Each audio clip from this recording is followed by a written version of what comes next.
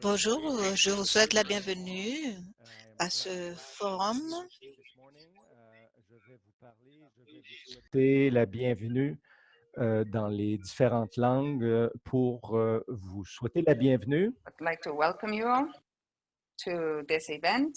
I am wishing you a nice welcome for you to arrive here in this event, in this forum virtual.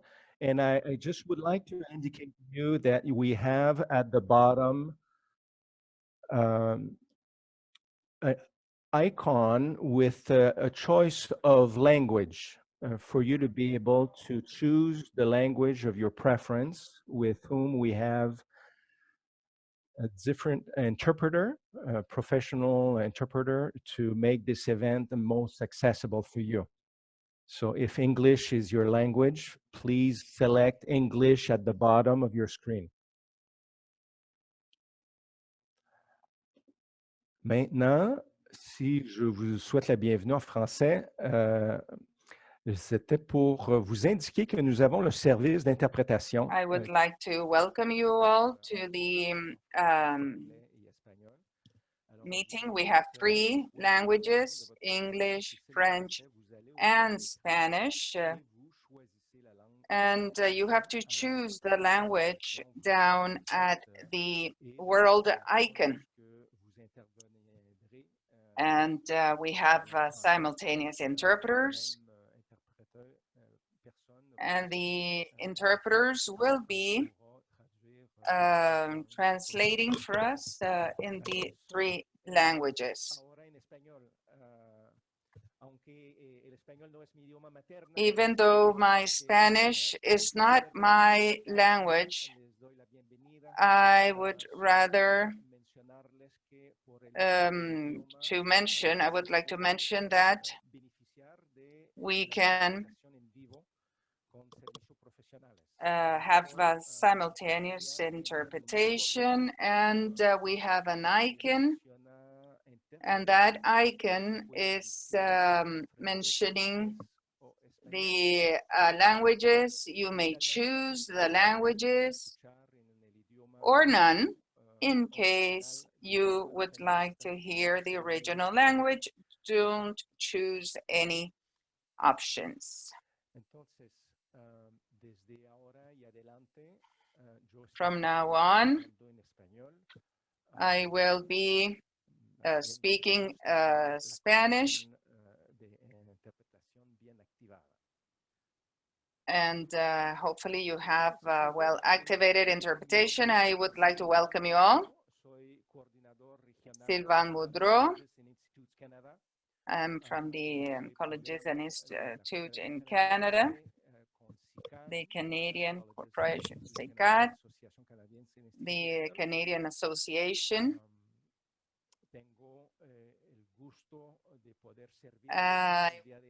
Glad to be here today as a host, as the official host.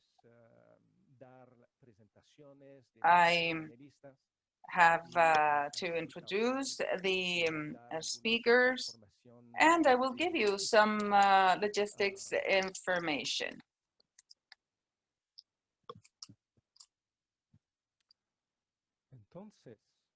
Now,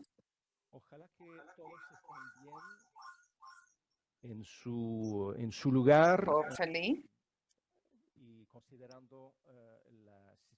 and considering the situation of COVID-19, hopefully we have given you all the alternatives so you can be part of this forum, 4 webinars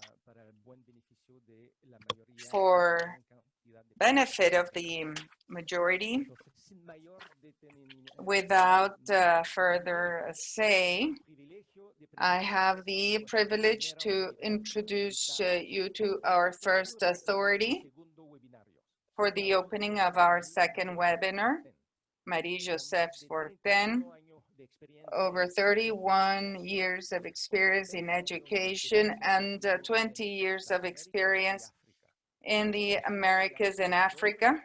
She is one of the creators of the Innovator Focus for Employment, 2009, she was appointed the ambassador of Quebec University,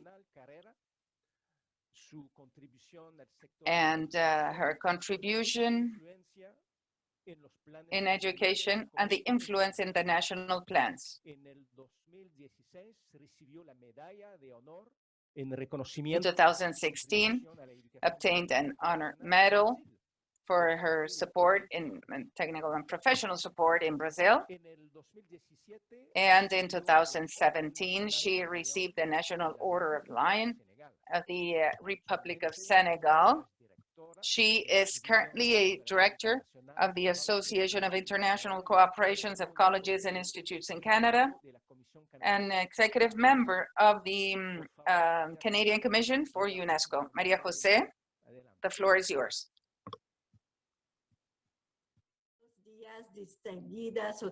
Good morning, distinguished authorities. We would like to thank the words of Luis Fernando Perez and the Vice Minister of Higher Education of the Ministry of Education, Colombia, and the closure words of Felipe Uribe Medina, Vice Minister of Employment and Pensions of the Labor Ministry of Colombia.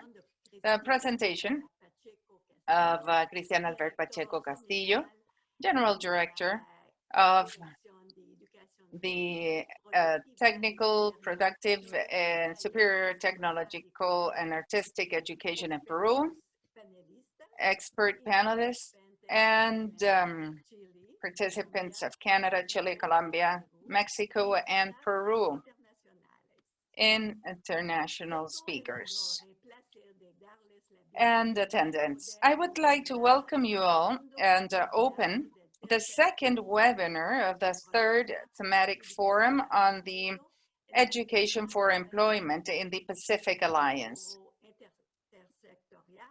Intersectoral Forum of Education, Technical Training and Professional Training, Good Practices and Policies in the Pacific Alliance and around the world. It's a program funded by the Government of Canada that has been touching all the points and all the objectives of sustainable development of the United Nations. Objective number 4, quality education. 5th, equality in gender.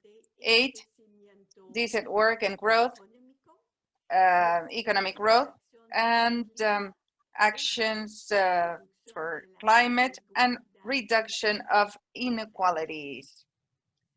I would like to first recognize and underline the exceptional outcome of the first webinar session that took place last Thursday on interlevel articulation. The presentations were all excellent, both informative and insightful. Thank you again to the panelists and the 850 participants that were connected online for making this first webinar so successful. Making it a great act to follow for this second webinar that will focus this time on TVET and private sector articulation. Ce partenariat entre le TFP et le secteur privé est la pierre angulaire d'un développement. The private sector is the cornerstone of what is the development of a region, a country, and also in the collaboration, straight collaboration with multiple countries in the Pacific Alliance. Participation of the economic process, and it's not limited only to gather everyone that is learning, men, women, and all the cycle and development, and going through the evaluation, the manpower, the analysis of working situation, and how this could be tackled, responding to the future challenges the development of program and sometimes buying equipment and necessary material that is necessary to train people and making them operational. Of course, they participate in internships, and this is ideal for the program and allows everyone to integrate the work environment, and 90% of them obtain an employment after they receive their diploma. Let's comment this. This is not a unique sense, and colleagues and institutes are in the center of the support of the community. 75% of our economic threat is made up by small and mid-sized companies. Mid and small-sized companies need to be competitive, and not only in the local market, but also in the world market. To do this, we need to focus great effort and money and applied research and investigation. But the small and mid-sized companies don't have the resources to do research and innovation or research and development. And our centers play an important role. In 2017 and 18, 57,000 people from our institutes, out of which 53,000 students collaborated in projects of applied collaboration, 7,300 companies, 64% of small and mid-sized companies, 2,100 prototypes, 880 new products, and 360 new services. Finally, we should not underestimate the contribution of the colleagues and the institutes in the development of human capital throughout life, and the continuous training, tailor-made training, and training within the company. This shows an economy that is in good health and a growing economy. Comparto con usted contribution of the TVET sector in Canada. Colleges and institutes added 191 billion in addition income to the national economy. I look forward to now hearing and learning from other presenters and receiving questions from you, the participants connected online. Thank you for joining us, for your interest and participation. We hope you enjoyed the webinar. Thank you. Gracias. Merci. Muchísimas gracias, María José. Thank you, Maria Jose, for these words. We have Luis Fernando Perez, and he is a psychologist with a master's degree in Latin American Studies in Georgetown, and he has an MBA in the ECC Tulane, and over 15 years of experience in higher education, not only as a teacher, but as a researcher. He is the manager of social programs in social development, the access of higher education, and manager of the education governance development of capacity in with a focus in Latin America, Colombia, and the Andean region. Through the Ford Foundation, his passion has been education and inclusion, as well as the project of reform and public policy. Luis Fernando Perez is the Vice Minister of Higher Education in the Ministry of Education in Colombia. Mr. Perez, the floor is yours. Thank you very much for those that are with here today.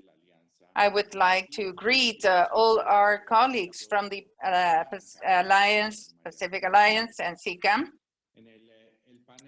representatives.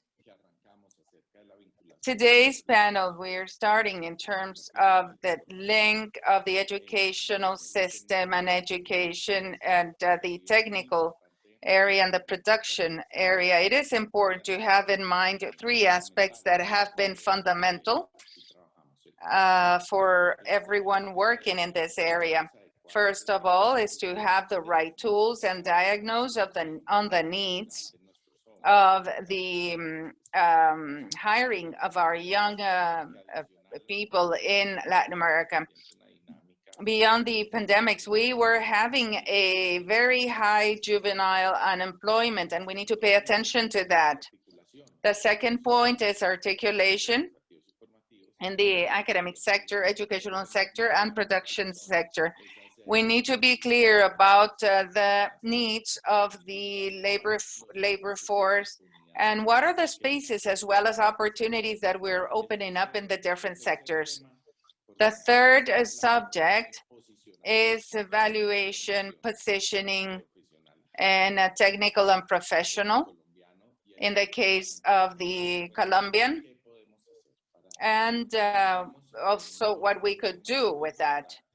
We have an important subject and to meet, well, we have to validate the professional profile, detect the gaps, define priorities of the production sectors, and of course, update the profiles. And that allows us to have a full battery of elements that would give us an issue in terms of needs, recognition of needs, the features, the characteristics. These are the main points that we are working with. And in the Ministry of Education in Colombia, we just launched a CoLab.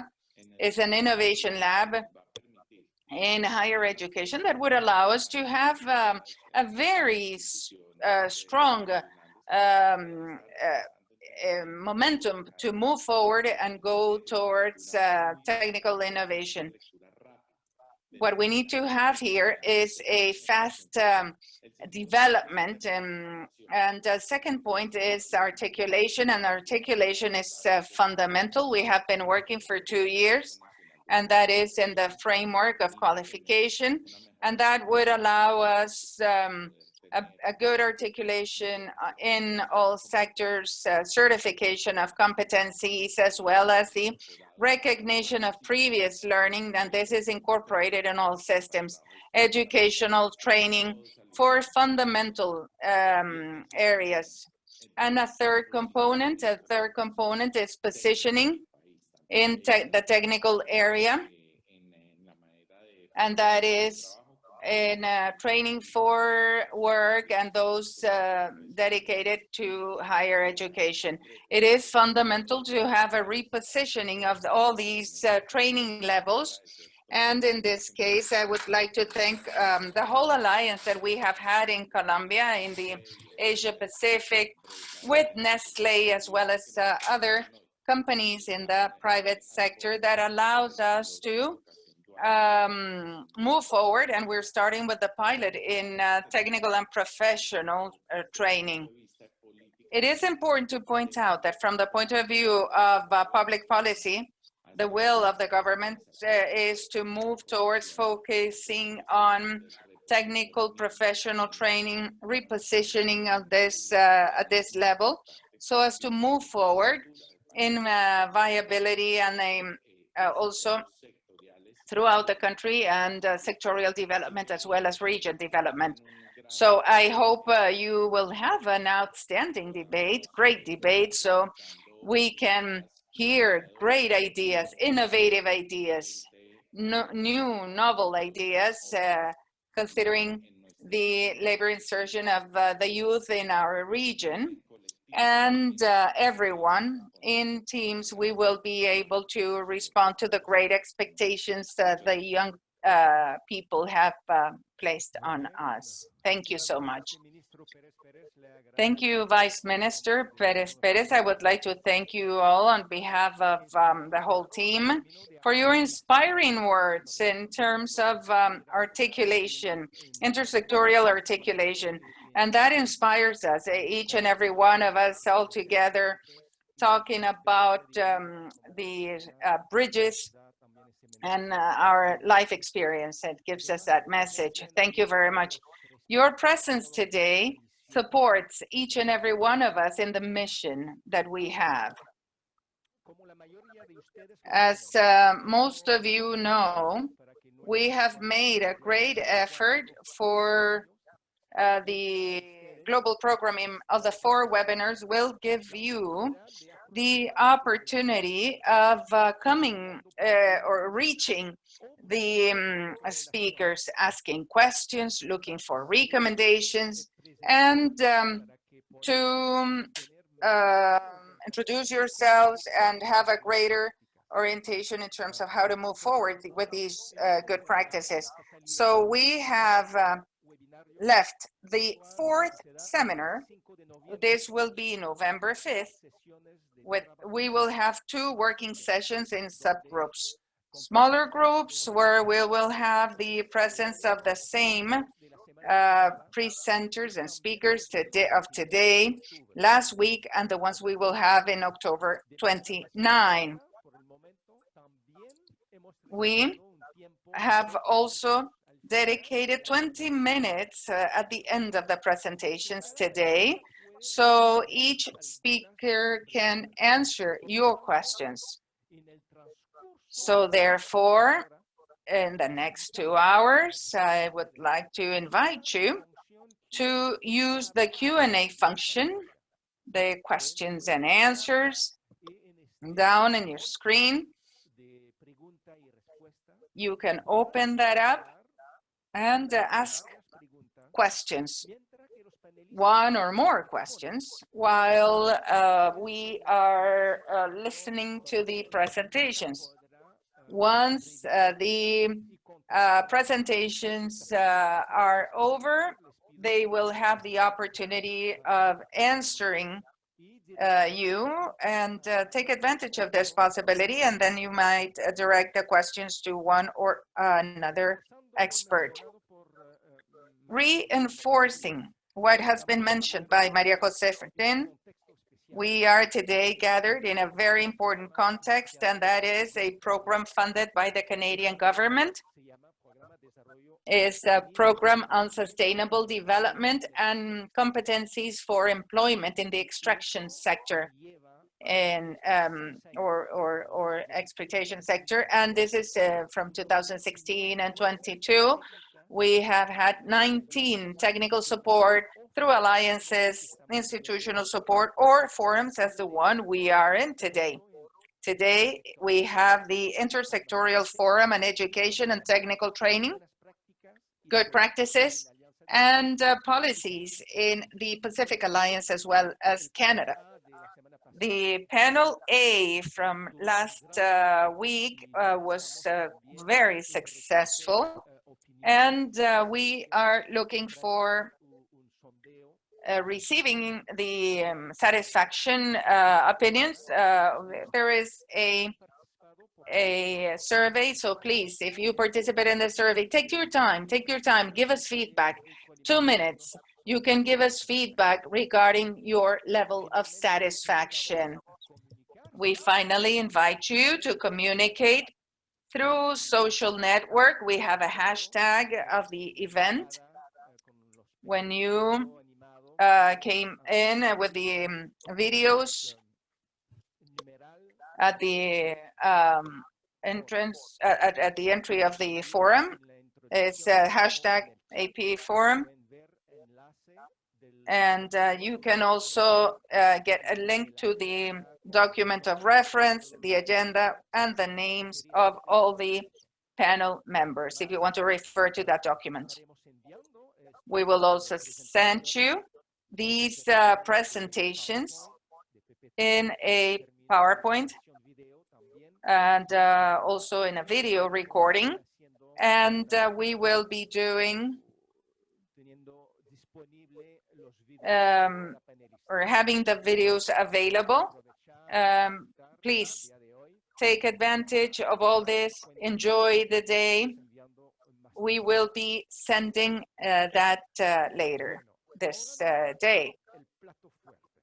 Now we go for the contribution today. 9 experts and leaders on our panel today.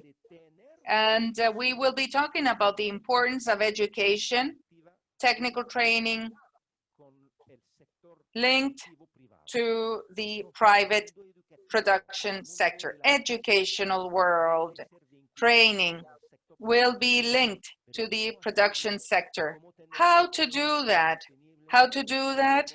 How to make it sustainable? Well, we will see it through these 9 experts. Each country has something to offer as good practices and something to learn from each of them. Our next 3 panel members will deal with B1. B1 is diagnosed on the labor force, and it is an instrument that allows us to establish a guideline. I would like to invite Verónica Finchera Herrera, a psychologist from the Central University. She has a senior certification in human resources in the organization Society for Human Resource Management. She has a diploma in administration and finance and has training in gender and work from the University Alberto Hurtado and the ILO. 14 years of work in management and guiding people, mainly in the mining industry. She is part of the network of women, High Direction Network of Women. Veronica would like to welcome you. The floor is yours. Hola, muchas gracias por la invitación. Hello, thank you for inviting me. I'm Verónica Fincheira, and I'm going to talk about the labor force study of mining in Chile from 2019 to 2018, the provisions of demand and labor offer. In this study, we had 13 mining companies and 17 suppliers, and this is part of the great universe of mining. Here we separated the companies that are mining and also suppliers, and the main areas to be considered is in mining is that we distribute this in several areas, and we have maintenance, for example, and other areas. 81% corresponds to the main chamber and 19% to represent to other areas. In the support areas, we have development and other areas. Some of the main conclusions and challenges that we've found in the study, we will see it by subjects. This has to do with the management of the labor force, where mainly the sector grew in relation with the last study, which was carried out in 2017 of 7%, focused on the main area, 17 in major projects, and it goes down in these other areas. The main conclusions that we can see there is how the sector has increased. There is 1 worker for the mining company plus 2 of the 1.2 of the area of contractors and suppliers that provide services. The strategies are focused in 50-50 and even 70-30 in some organizations. Training and formation, some areas of our averages, we have 17.1 in 2017, and this has dropped. And we have also seen some reductions in human capital management. And here we have the investment, the average investment per worker. And we see that the activities have been more technological. Here we have the training index for Chile and also internationally. Some of the challenges of this chapter of labor force management is the incorporation of new technologies to the industries. So this means that we have to retrain workers, and it means that we need to improve their training level in several modalities. Mining was more traditional in this sense, and it trains in classrooms, but we need to move ahead to training in the job post or e-learning or virtual environments. Today, the pandemic challenges us because we need to learn in different ways, and we need to work remotely, and the remote work in the mining sector is not only to work remotely, but also to operate remotely and in an automated manner. So this expresses the incorporation of technology in this sector. Also, the articulation of transition models between education and labor. We have apprentices and interns, and we need to link better the formation sector with the labor sector. This is beneficial for completing education sectors and also the work area. So we also need to improve recruitment and selection of students so that the sector can hire individuals with profiles and standards that are aligned with the demand. And these points join in the area that we need to improve the retention of workers and that we don't lose this process, so that this can be a good strategy. In terms of participation, here we have the challenges of the sector. In 2012, we started with a participation of 7.2, but today we have a participation of 8.4. And we have a high contracting of 12%, and this is represented in 17% of women in the area of in mining and 7% in suppliers. Here we have the benchmark, international benchmark. So we have a great number of participation, and we have accelerated the contracting rate in Chile. It was only 9% in 2012, and now we are working directly with the companies. 35% of the companies that participated in this study have policies to contract hire women using training within the companies, but 80% of the companies in the mining sector have need to develop some strategies of this participation. So we need to dimension the process, not haphazardly, but also to have policies, explicit policies, so that we can generate this 8% percentage and that it can be increased. Here we talk about the retention index. It's a great challenge because 70% of the women in mining have been able to remain there. This is an indication of retention which is similar to men, but the challenge is been placed in retention in the case of women.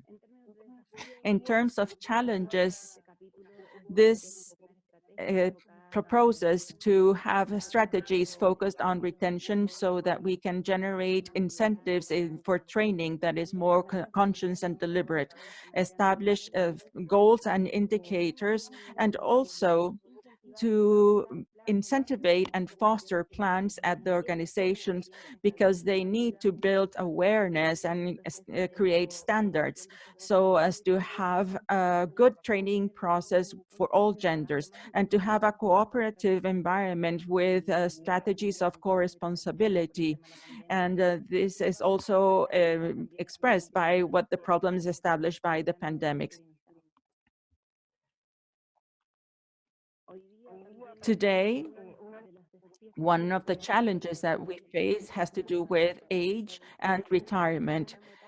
Here we have the division by age group, and we have between the ages between the mining and supplier companies. Today, the retirement age has dropped. Previously, the workers retired around 50, 60 years, but today this is slower, and this is because of two reasons. One, because the workers and people are living more, so we need to work for more time in our lives so as to support ourselves, and also because the metal sector has gone well, and we need the experience and the knowledge of all the individuals. So we don't incentivize retirement as we did before. So this impacts the demand of workers and the position of, or the turnaround of workers. So this has dropped. We have companies where the average age has dropped previously it was 44, today it's 43.9, and the effective retirement rate in 2017 was 34%, and today it is 21%. Some of the challenges that we have in this chapter is the intergenerational living together and the development of individuals within the organizations. We need to administer proactively the competencies and be able to manage the skills and knowledge of both generations. It also invites us to review our projection model because we need to add this trend so that the retirement age is further in the age group, and so that we know how to replace the workers that leave. In terms of digital transformation, here we have in this study the area of the pandemics, but the results say that 46% need to incorporate technologies, and 23%, the remaining 23% is in less than 10 years. So all the companies declare to have technologies 4.0 incorporated in their organizations, both in the extraction, processing, and maintenance areas. Today, however, this is one of the processes that is greater affected because the pandemic has placed the challenge of incorporate these strategies early in these cases so that we can have the continuity in operations.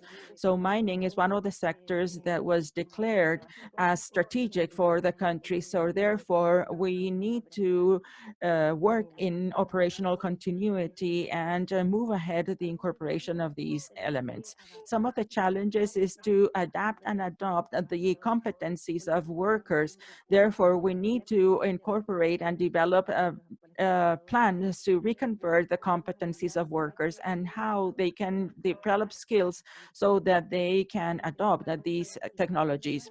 We need a balance between the new competencies and to retain the knowledge and how we can transfer these knowledge to the new generation. Regarding demand and gaps in human capital, here we have the demand in this sector. The projection is 25,940 workers. We have a low demand of human capital of 12% according to the study in 2017, and the demand is concentrated in the maintenance, in also the mobile equipment operators and fixed equipment operators. And also we have the occupation of individuals that are still working. Here we have the people in geology and also experts in extraction. Here we have the demand for retirement, 67.5, and the demand for projects is 32.5%. The main challenge is to improve coordination to adjust the registration volume so that we can have a lower gap between the pertinence and demand. Also, we have been working with the Ministry of Education, and now the qualifications framework has been incorporated in the Ministry of Education for the technical professional sector. So there we have a very close link so that we can have a direct link between the educational sector and the labor sector, so that the formation sector can give good responses to the demand. And in the end, how do we make the sector more attractive areas, for example, maintenance, where we have a greater concentration of demand? And today we need to be able to make this attractive so that we can populate these occupations. And this linkages between the education and labor needs to give the results that the country expects and that we have more effective employment. Thank you very much for your invitation. Dear Veronica, I thank you and congratulate you for the efforts in the private productive sector and to invest in the educational world with a win-win perspective. And this is very inspiring. And we congratulate Chile for all the advances made.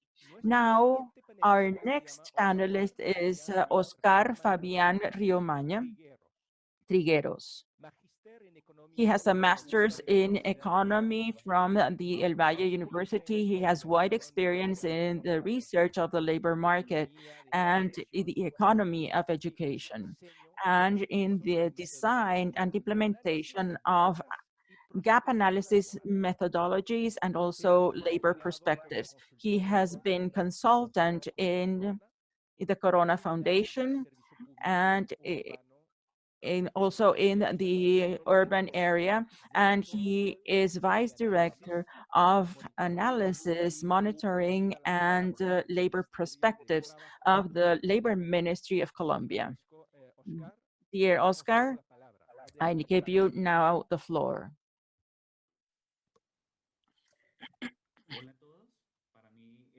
Hello, everyone. It is a great pleasure for me to be here. I am Director of Analysis, Monitoring, and Perspective in the Ministry of Labor, participating as a panel member of the forum in this intersectorial forum organized by SICAN, to whom we greet and thank for the invitation. We will share with you now a small presentation, and the objective is to show you what are the main tools undiagnosed in our workforce, what we use here in Colombia. And in a specific case applied for the extraction sector. We would like to show you many of our techniques, analysis techniques from the Ministry of Labor in Colombia, so as to have an approach, an adequate approach to this type of diagnosis, and point out the importance it has in the construction of a strategy, training, and education throughout the country. So in this sense, or in continuing with this line, I would like to share the agenda of the presentation. First of all, is to show you the context on the labor market for the sector, and then a presentation of the diagnosis diagnostic tool, and the initiatives in Colombia to improve all these areas in perspective, and final conclusions after the presentation. Starting, would like to begin with our first subject, showing you figures in context of Colombia. If we take a picture of the main areas that we are considering for the sector analysis, we see that for 2019, we have 194,000 occupied or workers in the mining sector, in accordance to the statistical or the statistics center in Colombia. We made an analysis, a specific zoom to what the sector is presenting. 55.9% contribute to pension, and to the 55.9% of the total, they contribute to their pension system, and that is, they work in a formal way. We have in employment, we have Antioquia, Boyacá, Bogotá, Santander, and Chocó are the main areas where they have hired, or they have employment. We have different levels of the operation. We have a supporter or a co-worker in the dragger machines, others in mining operation in the front line. And if we see the evolution of occupation in the area of mine exploitation, and also quarries, we have had a very volatile behavior. There is a volatile behavior during, well, the last 5 years. And they have had volatility due to the behavior of the price and hydrocarbon. And the occupation or in this sector is seen in with the fall of the oil price. Then in 2019, as we presented this at the beginning, 196,000 employed. We have the distribution of occupation by gender. Well, it's mainly men, where it represents 85.2% compared to the 14.8% of women. And this opens up a reflection, a thought, that we, having a tool of analysis and diagnosis, it allows us to see the gap we have in participation, in occupation, and in labor, and seen in this area of work. On the other side, we also see an analysis on the evolution of formal and informal work. Formal work has been showing a trend in growth, and that is due to the measures that have been implemented, and also considering formalization, or rather greater control and officialization of the mines. And there are many challenges so as to achieve a greater participation and a better exercise of the work. We have two views here. First, where is labor offers or labor offering going?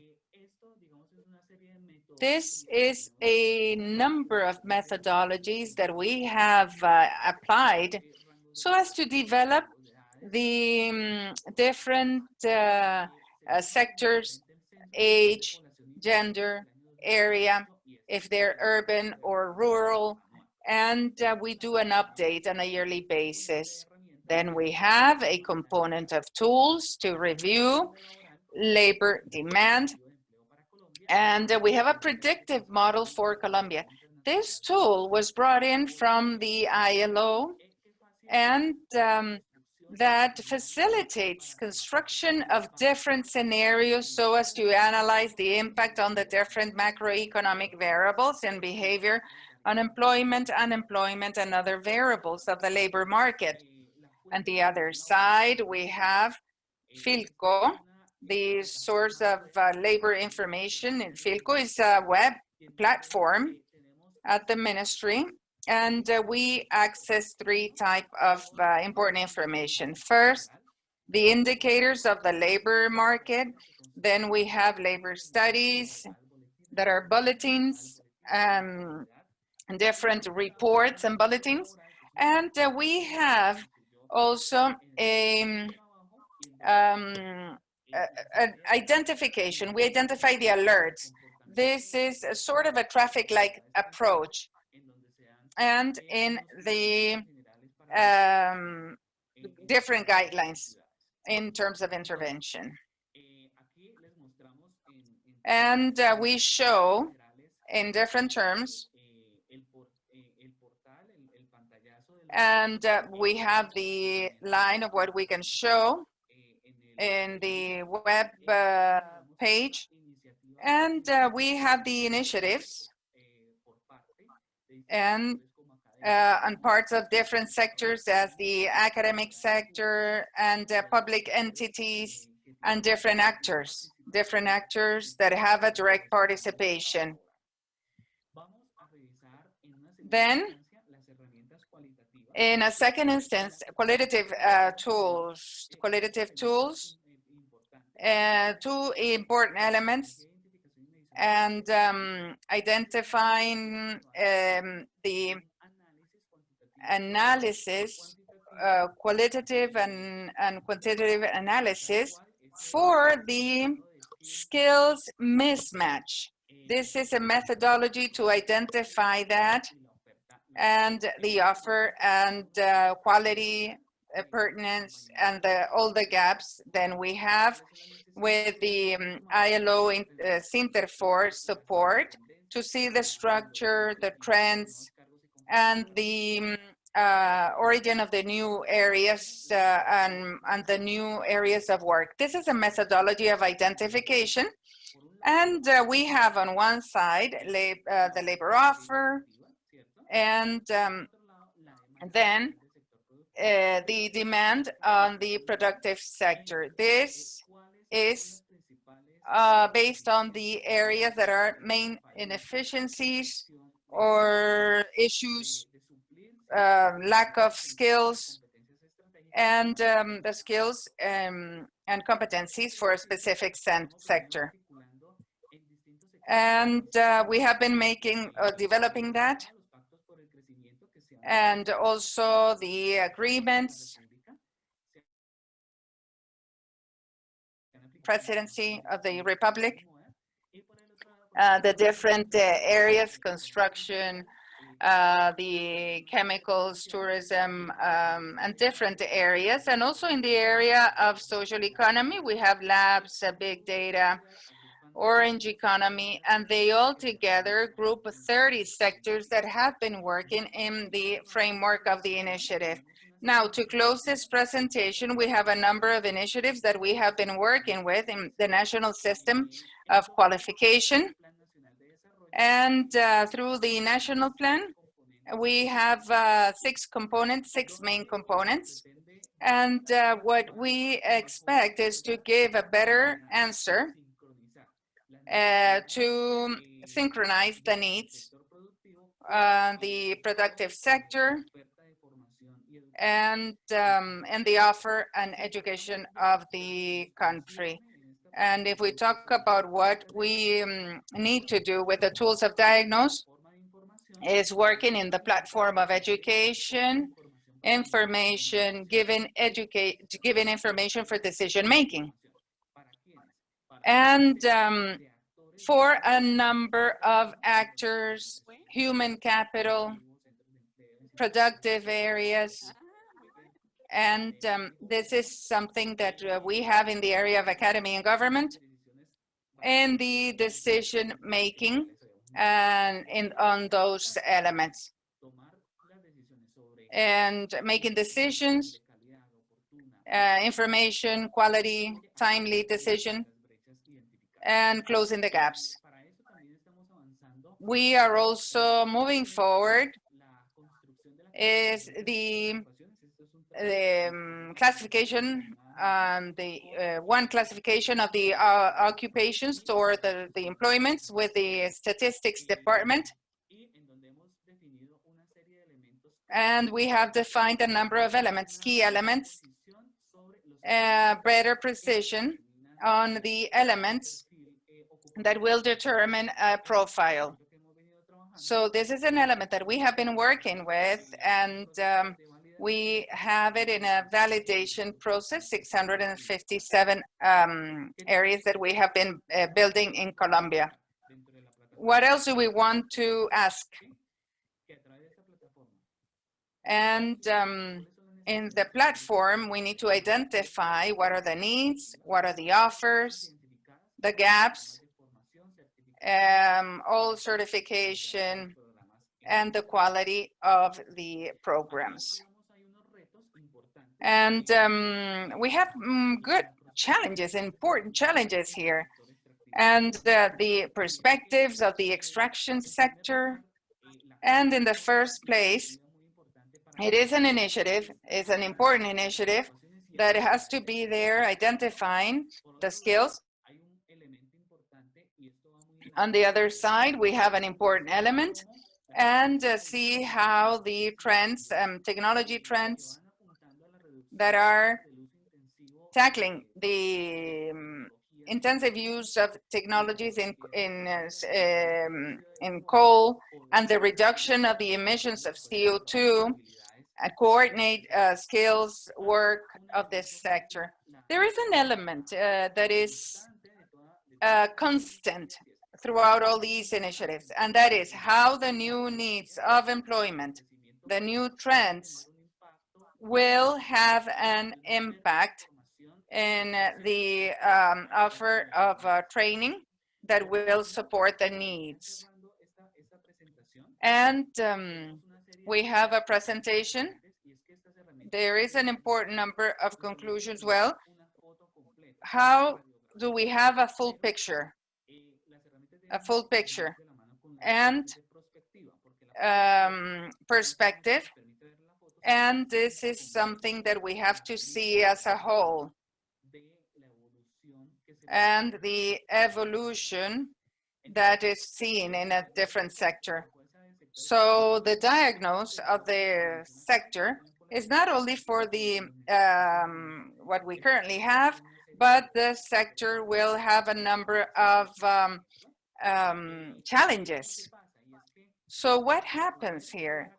If we need to carry out these processes, we have to move forward with the logistic process. And if they have a high cost, that means, well, that information is scarce and it needs a lot of funds and dedication to obtain them. So we need to develop techniques of big data, machine learning, and that would allow us to capture processing, and that will bring in elements, data, timely data for decision making. We have a changing world, we have a world in constant transformation, and we need that. For me, it has been a great pleasure to be here, to support you, to give you this brief presentation. And we will be open for comments, open for suggestions, and of course, questions, whatever you would like to share with us. And this is what we have done in the Ministry of Labor in Colombia. Thank you so much. Thank you. Thank you. We would like to thank you very much for the quality of your presentation on behalf of the Ministry of Labor in Colombia, and specifically for showing tools, showing diagnostic tools. These are specific tools, articulate work, and with a multi-sector approach, with a realistic view on the challenges, financial challenges, and usability of the diagnostic tools. So this is very useful for us, for all of our participants, each of you making efforts and with the implementation and good practices. Thank you so much. Now I will need to switch to English.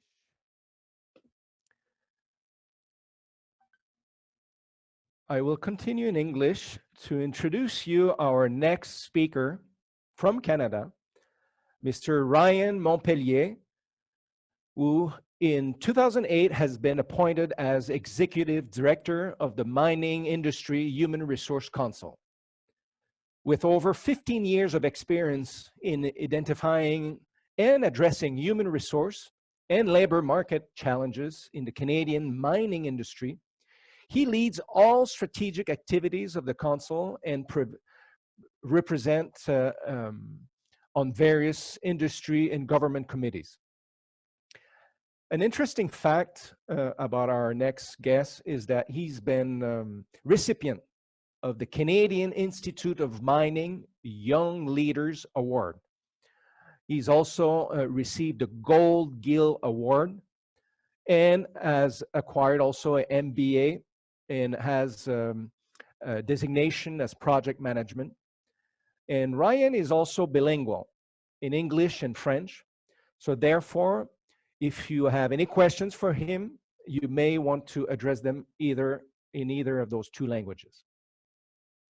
Dear Ryan, you have the floor.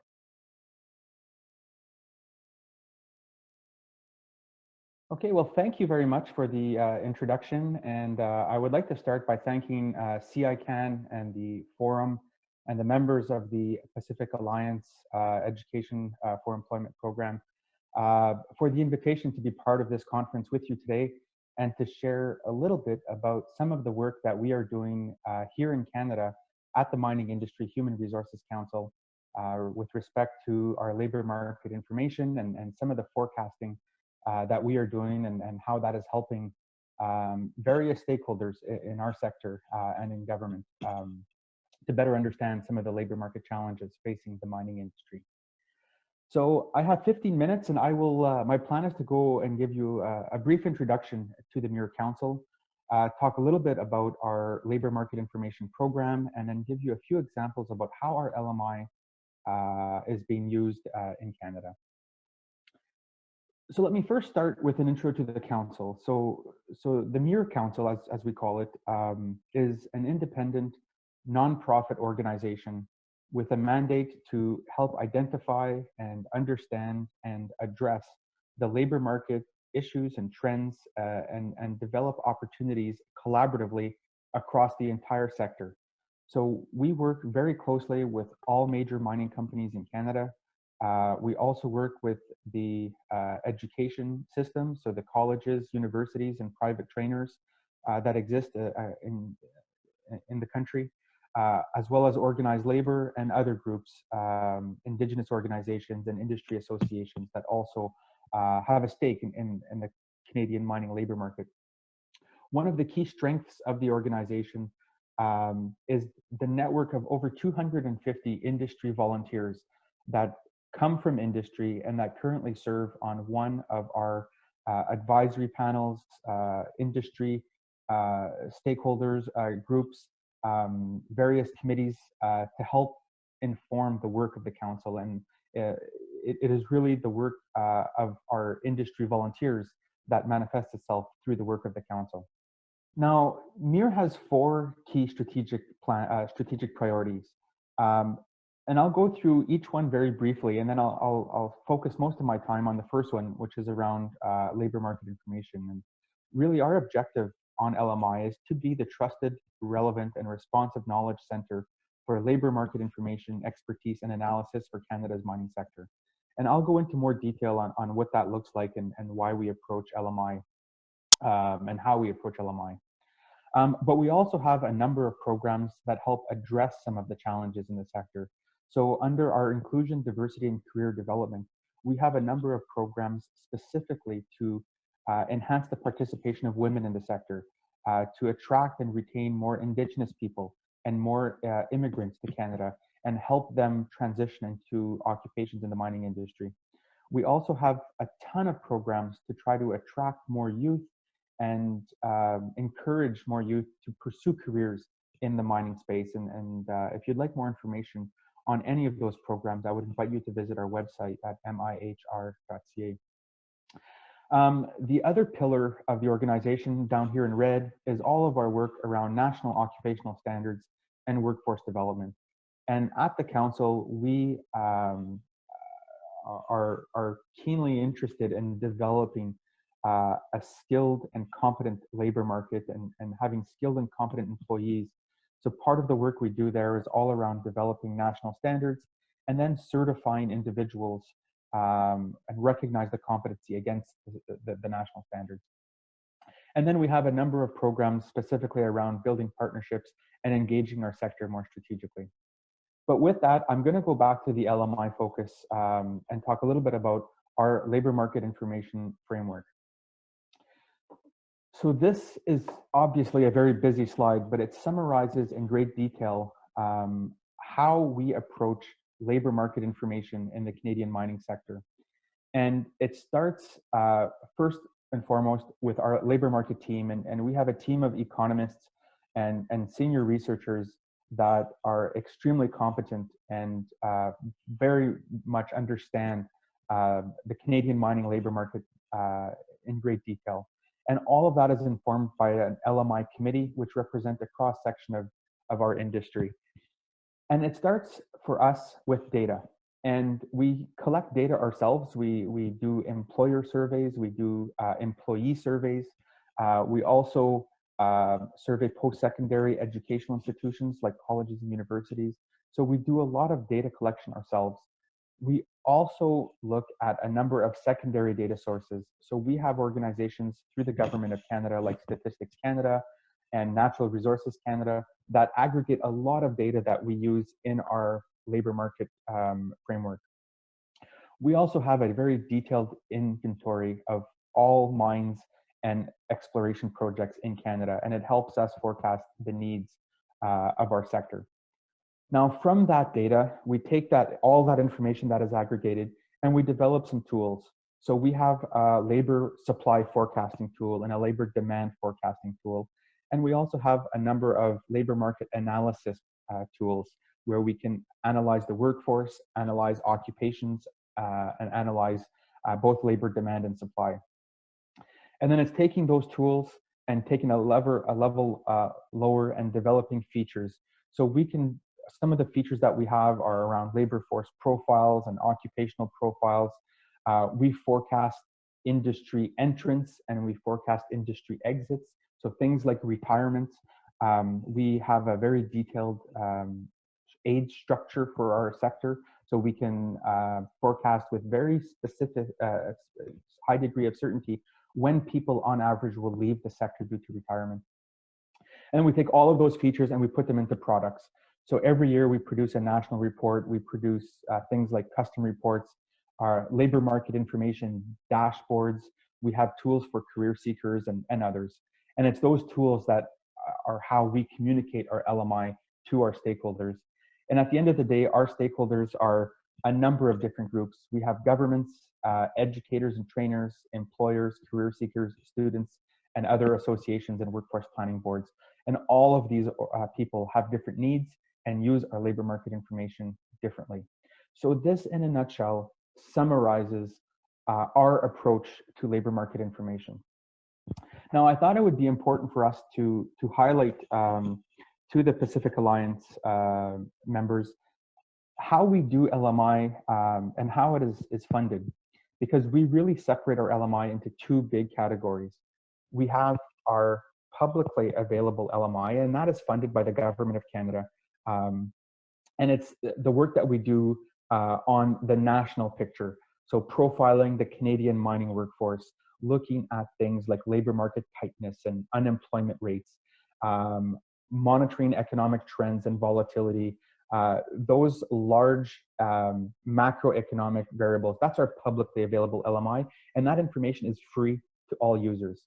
But then we also have our custom and our privately available LMI, and that is funded primarily by employers, where a mining company will come to us and say, I'm thinking of expanding a mine or building a new mine. I need to better understand the labor market. And then we dig deep and develop very specific, much more granular and much more regional labor market research and give them a much more detailed analysis of the labor market within a few hundred kilometers of their mine, a very detailed analysis of the potential labor pool.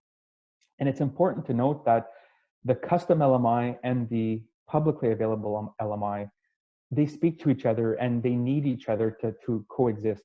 And sometimes the learnings that we have on one side help feed in the public side, and the public side helps feed in the custom or the private LMI.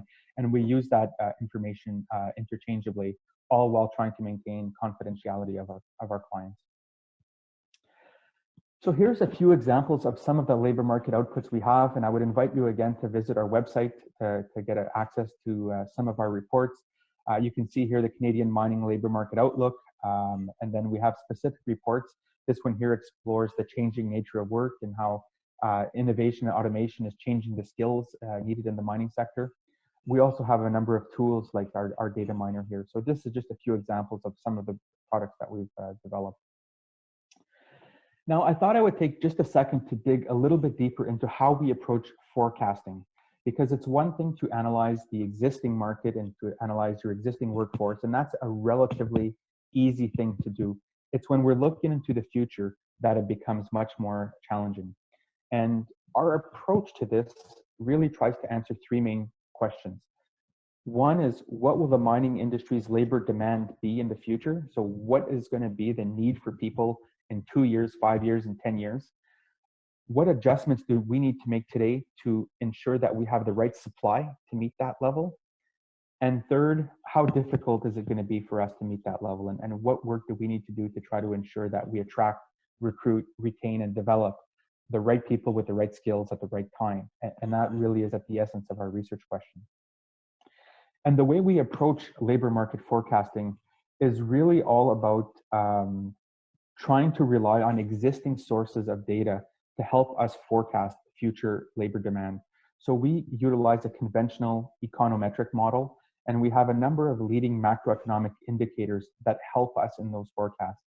So things like the price of metals, the price of precious metals, like the price of gold and copper and nickel and lead and zinc, all of those things factor in. And we use forecasts from the World Bank and the OECD, and we translate those forecasts on commodity prices and on exports and on imports and exchange rates, on the impact it has on the Canadian mining GDP, gross domestic product, and then we translate what that impact on GDP has on employment. And we then construct 3 different employment scenarios, assuming that the industry remains static with a sort of a baseline scenario, and then assuming commodity prices expand, we do an expansionary scenario, or assuming the industry goes through a recession period, it's a contractionary scenario. So we do that employment scenario forecasting, and then we break it down by mining subsector, and then we break it down further by 70 different mining occupations. So here's just a little example about the 4 different mining subsectors that we assess. So you can see here that extraction and milling has grown quite significantly in the last 10 years compared to the mineral exploration sector that has, is down about 40% in terms of employment. So you can really track the changes between the subsectors, between extraction, primary metal manufacturing, exploration, and support services. And this is how we forecast. We take a look at the changes to employment. So in Canada today, about 210,000 people work in the Canadian mining sector.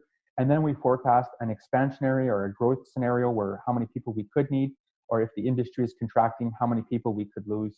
And all of that translates into a future hiring requirement. And I believe this next table really provides and paints the picture of what our labor hiring requirement looks like for the next 10 years. So if I just take a minute here to walk through our baseline scenario. So under our baseline scenario, we believe that over the next 10 years, the industry will slightly contract about 1,400 people. So based on all the new technology and all the automation, based on all the mines opening and closing, our industry over the next 10 years will stay about the same size, a small contraction of 1,400 people. However, we have a significant replacement requirement. So over 57,000 people are going to leave the sector due to retirement, and 23,000 people are going to leave the sector for other non-retirement reasons, which means over the course of the next 10 years, we need to hire about 80,000 new workers to meet the demands of our sector. So a very challenging and daunting challenge for us, and really helps us better understand the labor market need. And the big question for us is, where are these people going to come from? And for employers, we often help them identify where it is best to hire specific individuals. And I thought I would share this one example here is what we call our geospatial analysis, where in this example, we see that a mining company, which is located right here just outside of Sudbury, is looking for heavy equipment mechanics. And they're struggling to find heavy equipment mechanics, and they came to us and said, where do we go to find people? And we can now, based on a number of factors, like a higher concentration of these mechanics and where they are and how close they are to an active mine site, and all of these factors, we can identify what we call our heat maps, our hot zones, and where we can find them, where these companies should be targeting their recruitment dollars. And this is just one example of the type of tool that we would provide for an employer to help them in their recruitment efforts. So I hope that was a very brief presentation in only 15 minutes, but to give you a better understanding of the type of work that we do in Canada around our labor market information program. And I'm happy to answer any questions that you may have. Thank you very much. I was just changing my language, although I would like to thank Mr. Ryan Montpellier. Thank you very much for the information on the Canadian Mining Council. Not only for today, but also through one of the technical assistance that will benefit the countries in the Pacific Alliance in the next 2 years. So thank you very much, Ryan. Now, our next two panelists will talk about the subtopic B2, as you can see in the agenda of today. This subtopic has to do with the articulation mechanisms. And these articulation mechanisms mean how to establish the link between the educational world and companies so that it is sustainable in the long term. Our next guest speaker is Juan Esteban Dulce Rodriguez. He is the Director of Human Resources of Nestlé Chile, a psychologist with an MBA and also a diploma in business administration. He has had similar functions in companies in the food sector, in the pharmaceutical sector, and also in the retail sector. For example, Agro Supermex and Falabella. Also, he is the director of the Star Salud Corporation in Nestlé, and also the Educational Corporation Sofofa, and Colegio Monte Tabor and Nazareth. He is also advisor for the National Council on Technical Professional Education in Chile, and he is a member of the Labor Commission of the Confederation of Production and Trade of Chile Dual. So Dulce, Mr. Dulce, you have the floor. Thank you.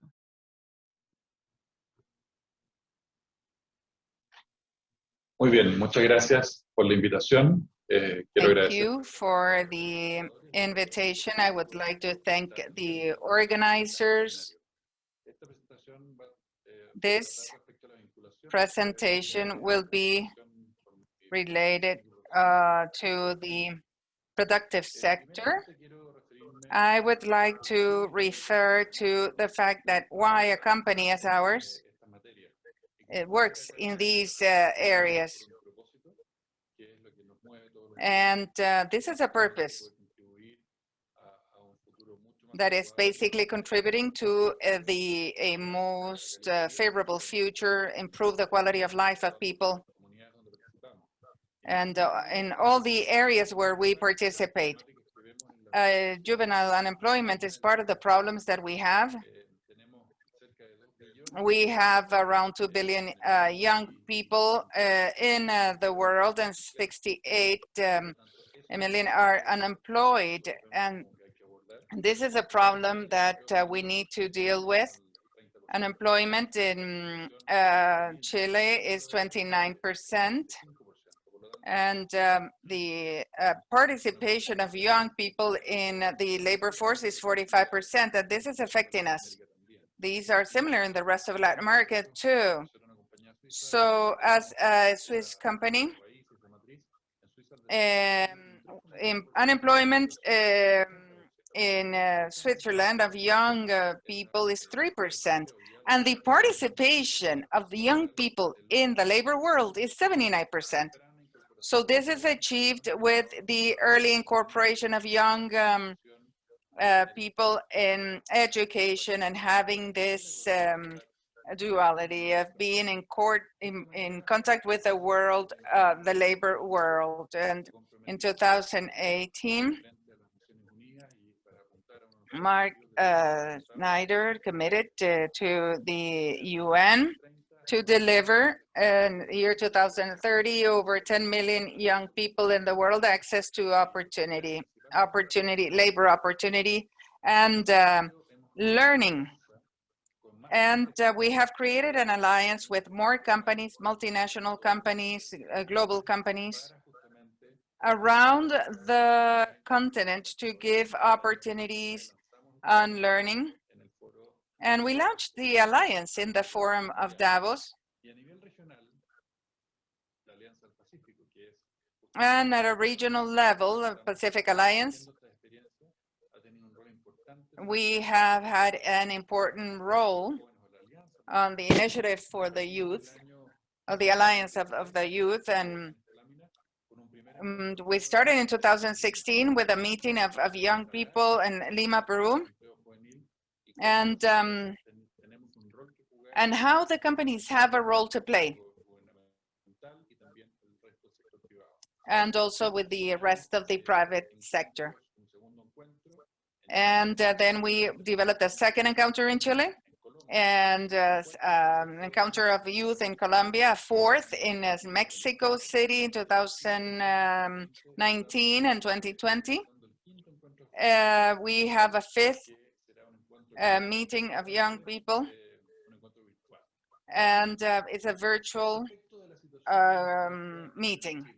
In our situation in Chile, we have a guideline to work on this area. Well, working on employability of the young people they can achieve, linking the world of education, and on the other side, the world of work or labor world, and they can relate and have more opportunities, labor opportunities, better opportunities for learning, and achieving a better employability. And define work so as to achieve this objective. We have impacted 25,000 young people, and this roadmap has 4 components. They're pillars and orientation to young people and training of young people. And it is a main element, central core element. And in Playa, where we have different positions, so they, after doing training in our facilities, they can work with us. And the 4th pillar is how we achieve a scale, how we develop new opportunities for the young people. And we have 70 million of young people unemployed. And we need more companies. We need more companies so they can help young people training and development and increasing their opportunities. And what are the principles, technical professional principles that we have inspired so as to do this? And, well, identify the company as a learning space and work on an articulation in the technical schools or professional training. And key principle is to achieve a scale up and for the development of the human capital of the country. How do we disaggregate these principles? The first thing should be the learning as a space of learning, a whole scheme on dual training. As you all know, and you're experts in the area, we have young people in the Chilean case that are ending the last 2 years of school. And we have different specialty areas so as to have a degree or a title or a diploma and have a strong relationship with schools. The most important thing is to review the curriculums in school. We need to improve the curriculum of schools, of the technical professional schools or industrial schools, and align it with industries as ours. This is important because We are adding more technology to our companies, and we are using everything available in the market. We're using state-of-the-art technology. So therefore, we need to have that in schools. So training could be in line with what's new in technology.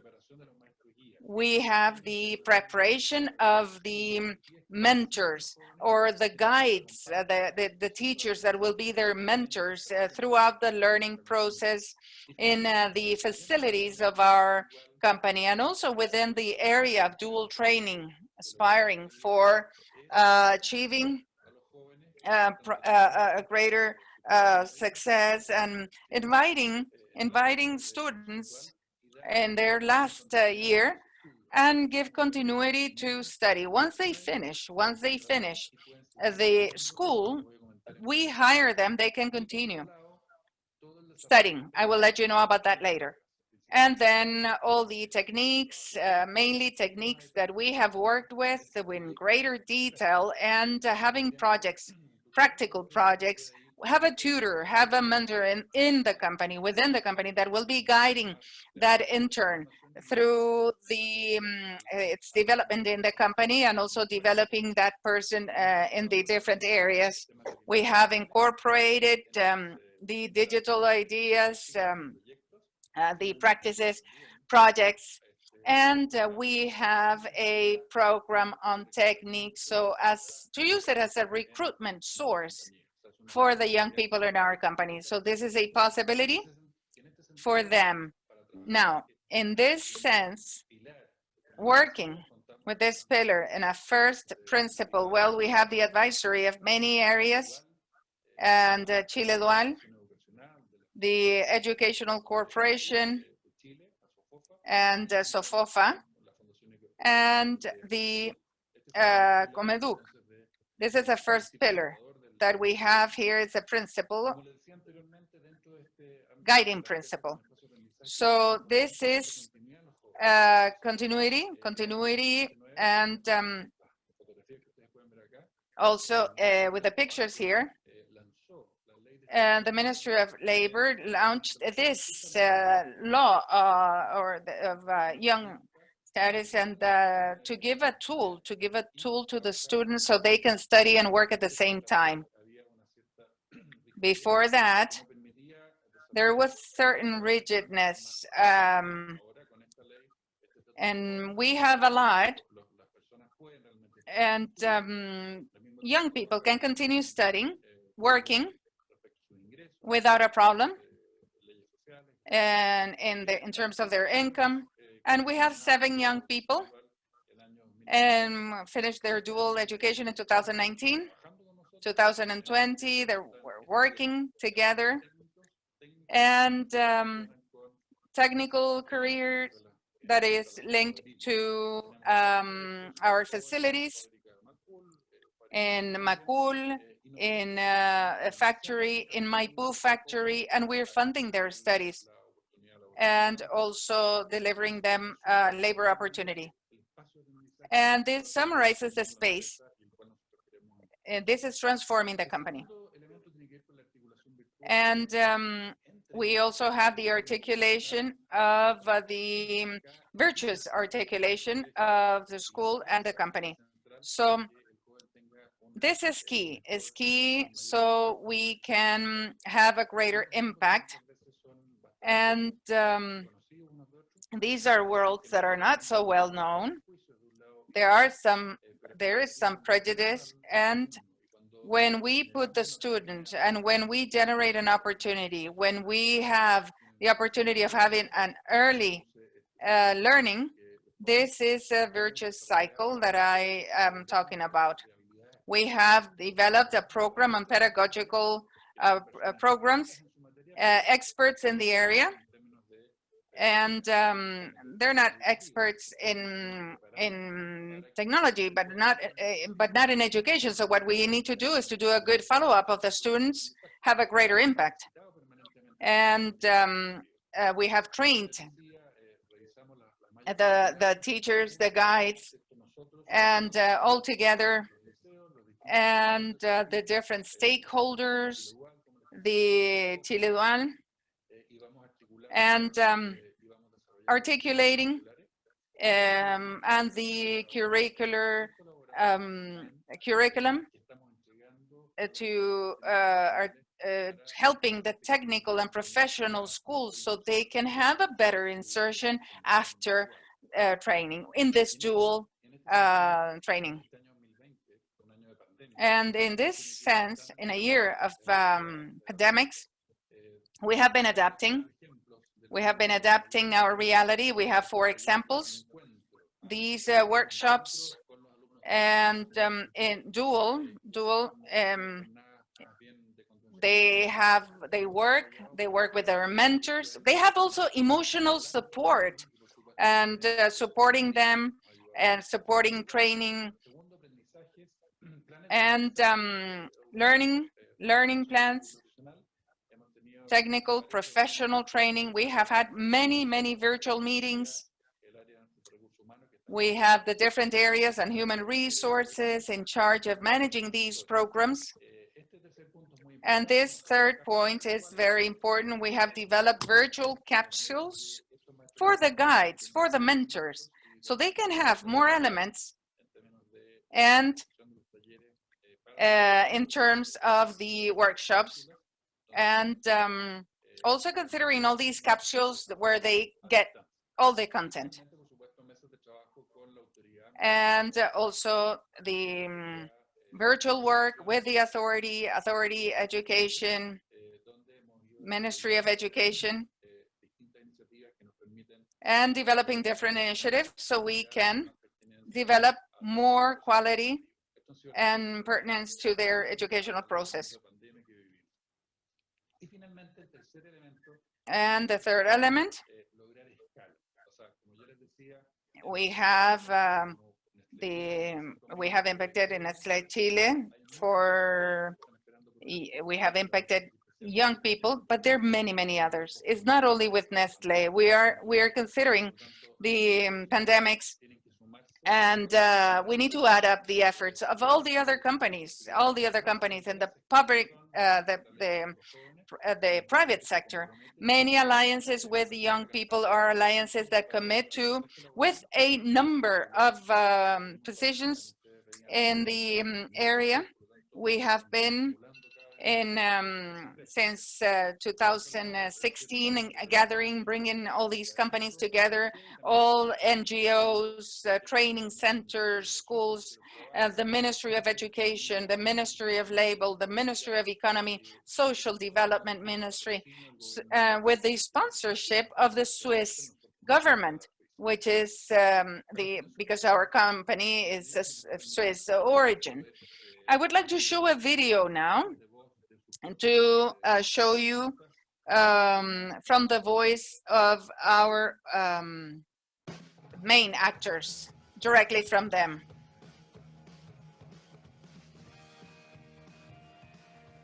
Training, dual training and guides. Training value is a source, is a bridge that brings together knowledge, theoretical knowledge, from their schoolrooms to the reality in the labor world. And through the learning process, students help us make our work more agile. Once we finish this, the students will be capable of supporting the process, supporting us and counting with new generation. And through the project, we have been able to see that when they need to put an effort in this, they do it. Well, students know the reality of work. The children, 16, 17 years, teenagers, they understand what is the labor world.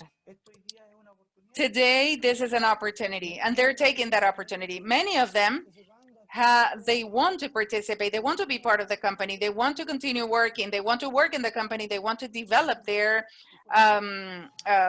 own career. I want them to be our colleagues, good technicians. And if we have good technicians, we will be able to develop the development of the company, develop manpower. And we're supporting the country with this. Hopefully other companies will do that. So with the dual training program, Nestlé is part of the society, taking young people, increasing employability and increasing productivity of the country.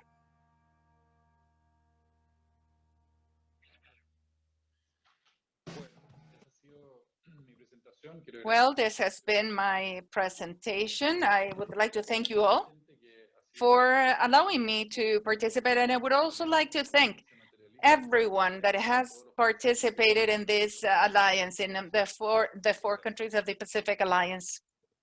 Thank you so much. We would like to thank you, Mr. Dulce, for your presentation. I would like to point out the importance on social corporate responsibility that has been well presented, taking it in a serious way, understanding how things could be implemented in a right way, how to show interest, how to show this approach, win-win approach with the labor world, and pointing out the importance of something that you presented, the law called Estatuto Joven. That gives us a legal framework. It gives us a legal framework, a legal tool to include all these good practices and policies. Now, our next presenter is Raúl Martínez Flores. He is an economist and master in science in economy, and he's an expert in digital transformation of the organizations and also the articulation of educational policies, labor policies, and in the Secretariat of Work and Social Provision. He is a director of Strategic Alliance and the chief of the Operations Department and Programs and Training Programs. Maestro Martinez, the floor is yours. Good morning, all of you who are participating in this forum organized by the Pacific Alliance and SICAN Canada. I'm Maestro Raúl Martínez Flores from the Secretariat of Employment in Mexico. Today, I will be sharing with you some of the ideas and reflections regarding the professionalization of human resources in the extraction sector of Mexico, Peru, and Colombia. And at the end of my presentation, I will give you my contact information so that you can ask your questions through this medium. So we thank you for the invitation, and let us begin. In the first part of my presentation, I'm going to talk about the labor context of the mining industry as a sample of the extraction sector, because its analysis allows us to see the challenges, not only to strengthen the human labor, but also to see what are the rotations of labor in the economic sectors in the country. I'm going to talk about the labor context in the extraction of metallic and non-metallic metals. Sonora, Chihuahua, Zacatecas, Coahuila, and Durango generate more than 66% of the GDP of the sector and occupy more than 46% of the 134,000 workers in the industry. We have also identified 2,000 economic units. It is important to know that 75% of the workers are working in the formal sector, and 5 out of 10 workers are in middle and large size companies. Our main occupational groups of the industry is as follows. We have professionals and technicians, 16%, are craftsmen, 26%, industrial machinery operators, drivers, and transportation drivers, 29%, and 13% is for the workers in elementary activities. The schooling level is in high school education, and this is for 41% of the industry, but 17.2 has higher education and 60% is middle to higher education. Historically, the mining activity occupies more men than women. The composition by gender is 9 men for each 10 workers. Most of the women are between 20 and 24 years old, whereas in men, the age is between 25 and 49 years of age.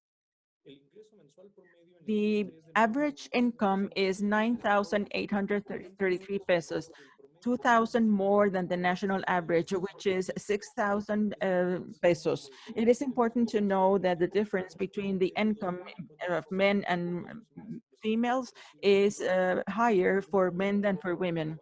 The average hours is 250 works per week, 50 for men and 40 for women, and this is higher than the national average.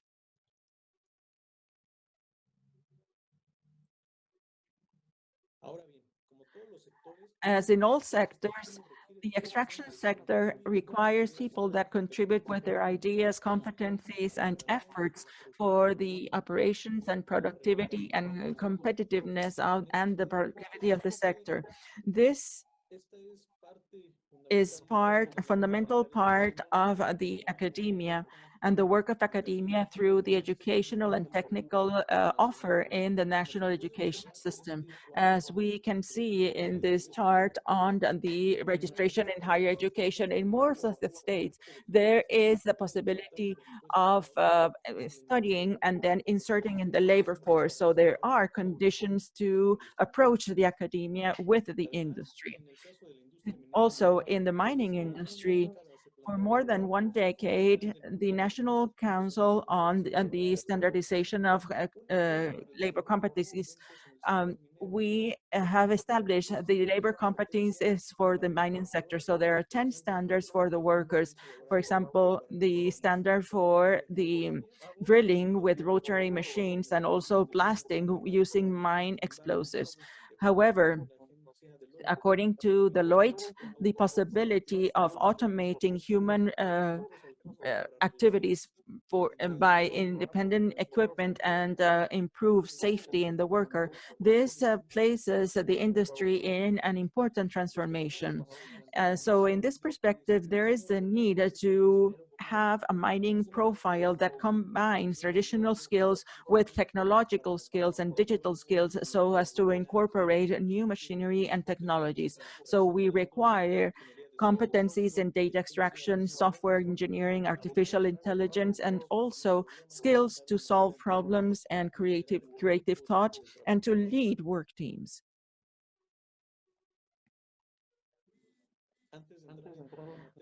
Before talking about the need to link labor policies and educational policies, we need to mention that the transformation that is being fostered by the labor market in our country, specifically the construction of a new labor model. In order to refer to a new model, we need to know about the old labor model. This old labor model, according to the sector program of the ministry, was based on control schemes and also simulation in the labor relationships.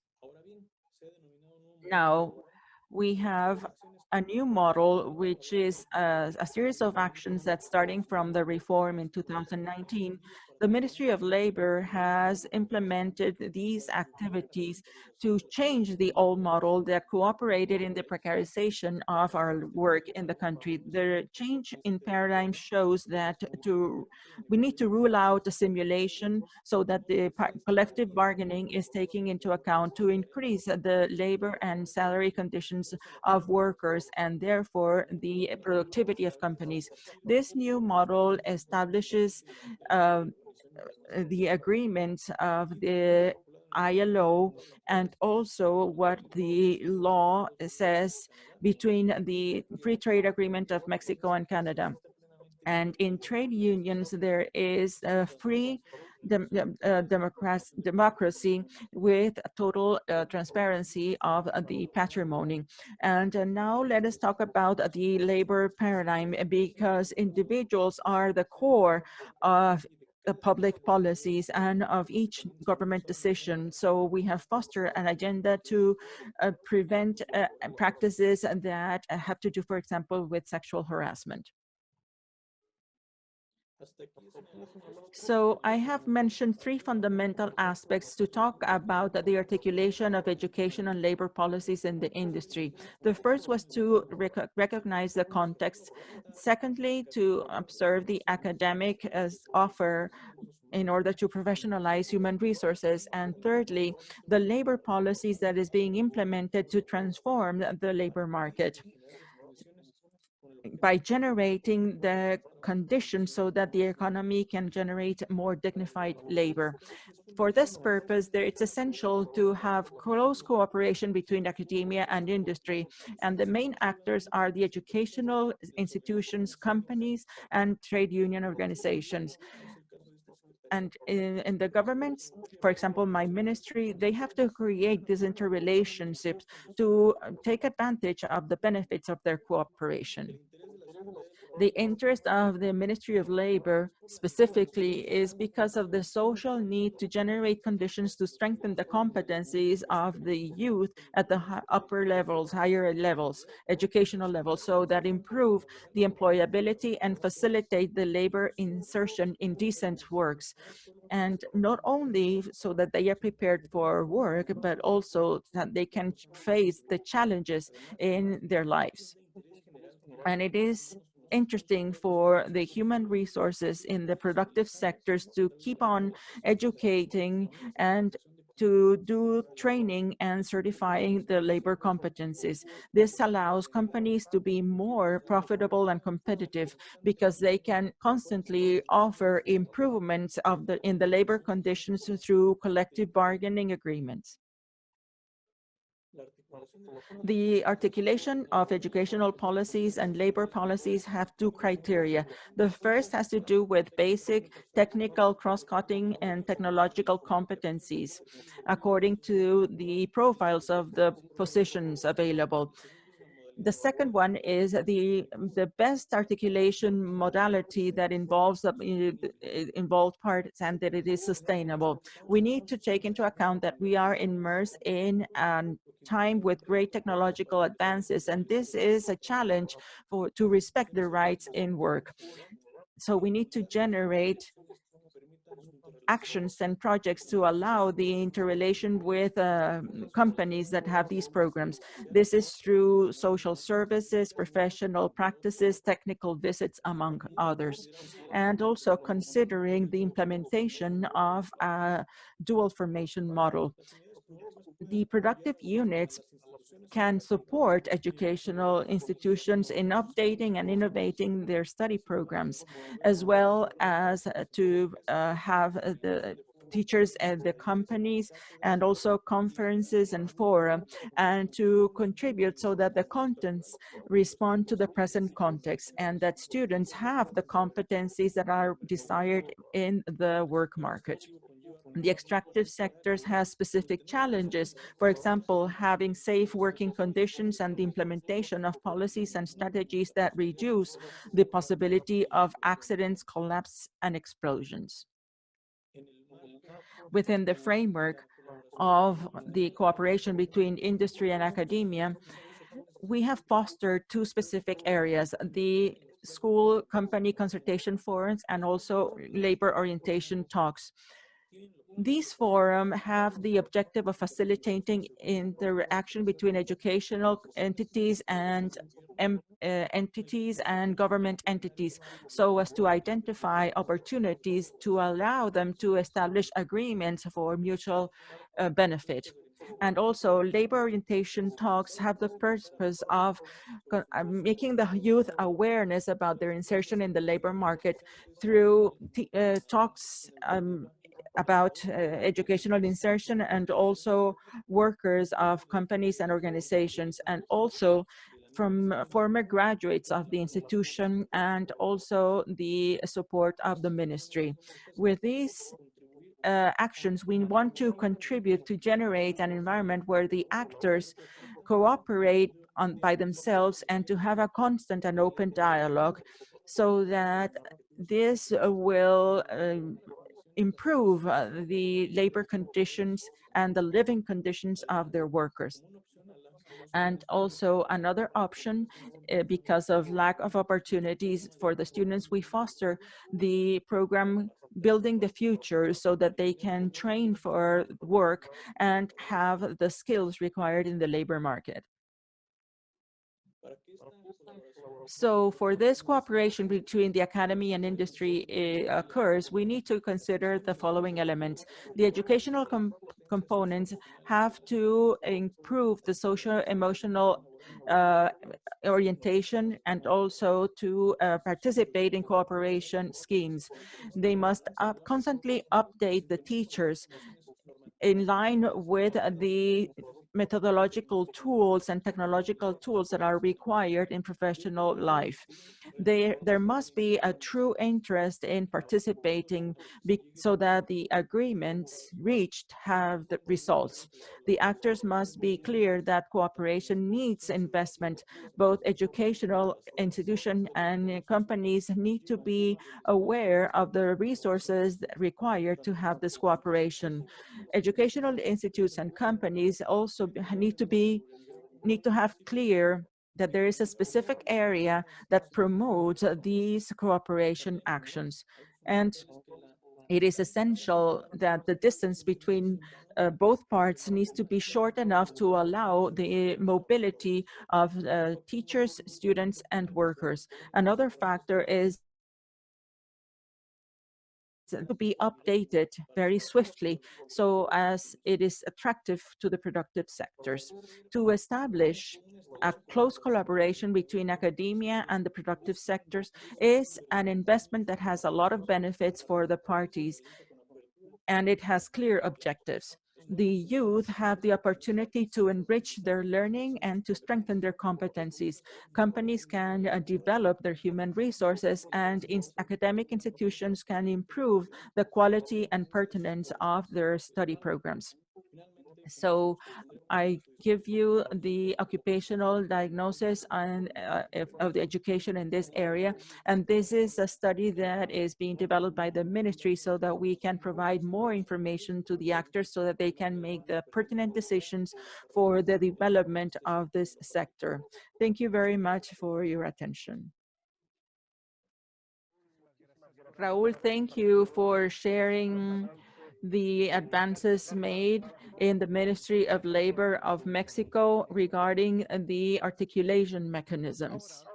Now, before we go to the next subtopic, I want to highlight, as you can see in the lower part of your screen, that we have increased the participation. Now we have 932 participants or groups that have been connected. So we are very happy to see that there is so much interest on these topics that are really interesting for us. And we hope that we can mobilize more actors and share in a regional dialogue all of these good practices. So our next three presentations will be about topic B3, according to today's agenda. And it has to do with the positioning and revaluation of technical formation in order to have a better linkage that empowers the attractive character of technical education as a true opportunity for development, recruiting new students in programs where there is a scarcity of human resources, whether male or female, but also to have more strategies at low cost. So we will begin with Mr. Cristian Pacheco Castillo. He is the General Director of Technical Productive Education and also the Higher Technological and Artistic Education of the Ministry of Education of Peru. He is an expert in public management and also the direction of projects in higher education. Presently, he is responsible for the project to support professional formation for labor insertion in Peru, which is called APROLA. Former director of higher education and university education of the Ministry of Education, and he has worked at SUNERU as president of the Council of Ministers. He has been a jury of the elections at the National Engineering Universities of Peru. Mr. Pacheco, you have the floor. Thank you, Sylvain. I would like to thank the Pacific Alliance and CICAM for the event. And I would like to briefly explain the public policy related to technology in the country and how we're working with the positioning as well as in training and professional development. We have 500,000 students that are in higher technology education. This is below university education. And the greatest attractiveness in our country is from higher education is the university. Even though the highest demand for work is on technology and or technology training. And we have also knowledge on work and obtaining adequate employment. And we need to continue directing, especially in the university area. And we have a process of reform, and we need to go for the training area. Our institutes need to finish the evaluation, and then for that, the government does activities to foster. And we need to expand the higher education. And we also have to go to higher education, production. Peru is an intermediate area on basic education, higher education. And our technology institutes are also part of the higher education. So what we need to do is to give the students the necessary alternatives so they can move forward and develop their competencies depending on their expectations as well as the market demands. In the country, we have a strong participation, and the government, subnational governments, and the regional governments also are also part of educational institutions. And even though they recognize a certain level of autonomy, they have subnational instances that they manage in territorial areas, and also the centers, productive and technical centers, local management, and they have an approach. And our reforms is linking the regulating association to the institutions. And in the case of technology or technology centers, what we need to do is to articulate the national government with the subnational or regional governments. Another important element that has happened in a couple of months, we have a policy of higher education, technical and productive education. We have an instrument of policies in the country for the first time to group all these institutions, not only for them to be together, but to generate synergies. So every action done since 2014 with the universities and institutes will be extended to the rest of the training sector. The policies of improvement of the system follow these structures. The training institutes have a system that has more institutions than the university institution. That will take time, basic quality issues, and also the evidence of the problems that we have in the system. And not only that, but intervention that we will have towards 2030. And we can point out the objectives, the most relevant objectives from the Peruvian, what the Peruvian state is looking for. we have three main issues. Some are more important than others. Others complement each other. There is a problem of access. Access, over 30% of the students that are in higher education and they go to superior education is very low. Only 1 out of 5 go to higher education, to professional training. So we are disgracefully having children coming out of school and from school directly into work without further training. And that has an effect in competitiveness of the companies, knowledge, major problems to the industry. There is a second problem, that is quality. There is no recognition of the quality of our technology institutions. The graduation process started, the licenses, well, we have evaluated 10% of the institutions, only 10%. And what we need to do is to clean up our technology education system. And today, those are giving educational training with basic quality training. And this is what we have achieved in the university area. All our institutions, technical and productive institutions, should go through a similar process with a previous optimization process. This is something that we have already established so as to organize, offer, and ensure that the subnational governments could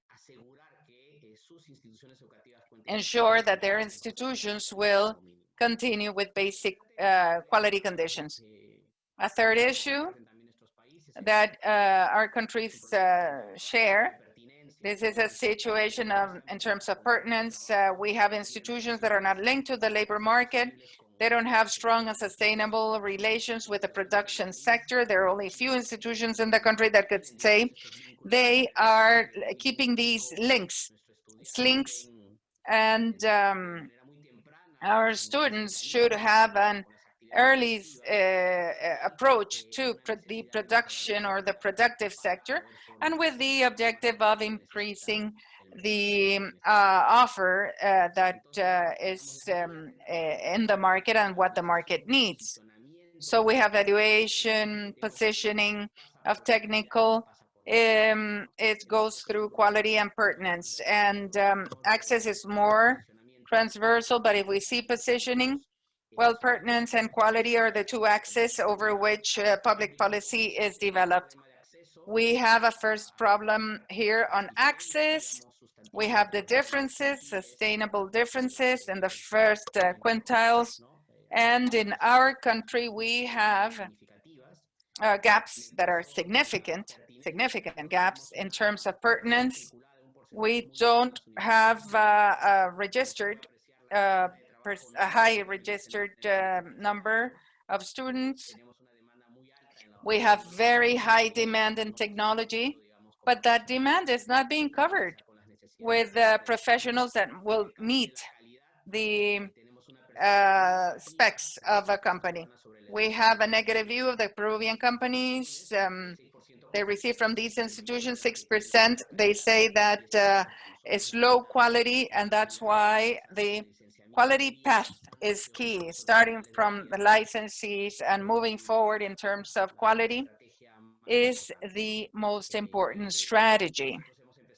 We have started 2 years ago with the basic conditions in technology institutes.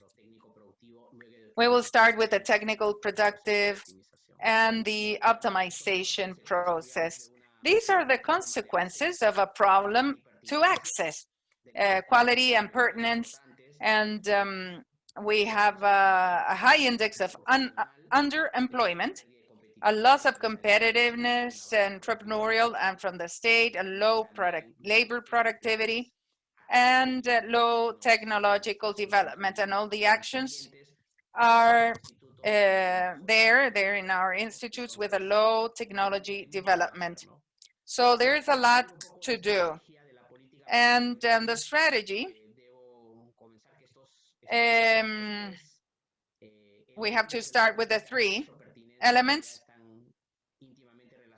and they're linked. And we push towards quality, knowing that the institutions, all those institutions that give an educational process, service, will imply quality service, and that is given by the government moving forward with accreditation and also incentive from the government, supporting the private sector and the public sector with the supervision work, with compliance with our institutions. So we want to move forward. We want to develop an area of excellence, recognition, and that is a goal of mid and long term. So this is access, and it's also a line of better pertinence in our institutions. So this is the model and the policy of higher education and an impact in terms of well-being, sustainable development, results, social, cultural, and productive sector, and the development of the life project, and also the community. And in this line, it supports improvement of training processes, and that has to do with the research work, generating knowledge for production sectors and the state. In the framework of health emergency we're living, or we're going through, it is a difficulty. We had difficulties of underemployment, but now we have problems with unemployment. And in that line, fostering technical training is key, and these are programs reconverting the professional profiles, adapting better for the demand of production sector, and not allowing the institutions to stop operating, and also instrument with economic support to mitigate dropouts and help the students in the educational institutions. To close, I would like to say that this is the agenda of the Ministry of Education of Peru for the next 2 years, and our policy is for the next 10 years, is to bet for better information, for vocational orientation, better offer, increase the public offer once they have certified quality, and take out of the system all those institutions that are not of quality, and foster quality supervision and the support, training, and the organization of the offer in territorial spaces, and training based on the market production sector and the alternatives, training alternatives that we have had to apply through a semi-presential mode, and in online in the other cases. Thank you very much. We're open for questions. Thank you, Mr. Pacheco Castillo, for your contribution from the Ministry of Education in Peru. Many participants might have questions, and these questions can be presented through the Q&A chat box. Many of our panel members have answered the questions in writing, and we will leave some of these questions to answer during the roundtable, the Q&A roundtable later. Now, my team is telling us that we have gone beyond 1,000 participants connected with us today. Welcome, everyone. Everyone that has connected. And the next, in our positioning reevaluation, we have a presentation that is quite interesting, and there is something else. So we have two presenters within that same presentation. So 2 speakers in the same presentation. We have Carolina Garcia and the director of the Agenda and Human Capital and Productivity at the Confederation of Production and Trade in Chile. She's a teacher of literature, and she has a lot of experience in the implementation on the policies of public policies. She is involved with the entrepreneurial world, and since 2016 has been involved in implementing and designing the agenda of human capital in the Corporation of Production and Trade. And she's also part of the board of the World Skilled Chile and Digital Talent, and is part of the advisory team of the Council in Chile. And she will be talking with André Boyano Quintana, Vice Rector of Relationship with the Environment and Innovation in INACAP. He is an agronomist, master in management and business management. He obtained his degree in South Australia University. He was also involved in the research and was part of many seminars in Chile, Australia, Brazil, Argentina, and the United States, publishing and doing research and publishing in magazines. And he is involved in innovation and technology transfer. And this is very important. It's very important for our network of Canadian institutes. And Mr. Boyano is in the area of artificial intelligence. So we would like to welcome both of you. The floor is yours.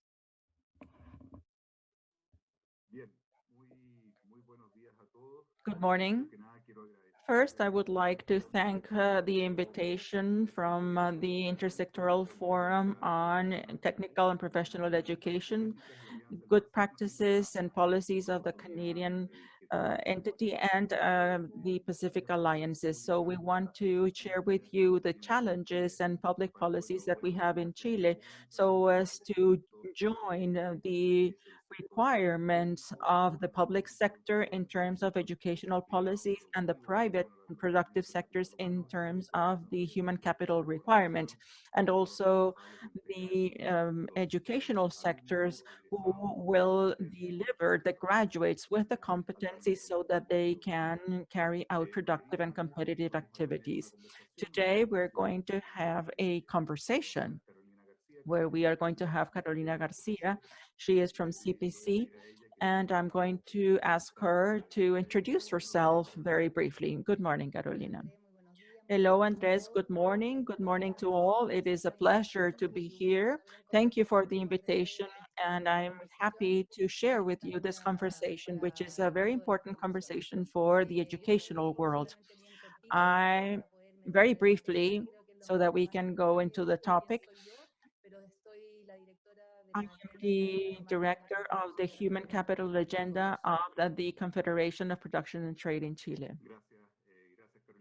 Thank you, Carolina. I'm André Boyano. I'm the Vice Director of Linkages with the environment and INACAP, and we worked in higher education and the incorporation of innovation. So today we're going to talk about these topics together with CPC. This is a short presentation so as to establish the context of what we're going to present today. I want to start with explaining what CPC is in the national context, and it's important not only in the productive area, but also for education and development of competencies that productive and service sectors need. And Carolina, can you give me a brief description of CPC? As you can see in the slide, this groups the most important sectors of the country, like mining, industry, construction, and banking, for example. And this gathers all these elements. It covers almost 60% of the labor market in the country. Thank you, Carolina. And the CPC has several lines of work. One of the work lines is the relationship with education and the fostering of education, technical professional education, middle technical professional education. And the purpose of this is to solve the communication problems between the education world and the entrepreneurial world. There are techniques and activities that are not productive and really don't have any pertinence, where the companies are not considered when they need to establish the connection with the educational sector. So we are going to tackle these challenges in these 15 minutes. This is our purpose today. A little history of CPC and INACAP. Why this union? Because INACAP has been in Chile for more than 50 years in technical professional education. It emerged in the 60s as a need of productive sectors so as to tackle human capital challenges. So it has developed this initiative, and the direction of this institution has a board of directors where the CPC and the Confederation of Trade and Education leads it. And with its productive branches, they are part of the board of directors at INACAP, and they guide us in our daily work in education. So the relevance of this institution is really significant. And the objective and the awareness of CPC in order to develop the competencies and qualifications.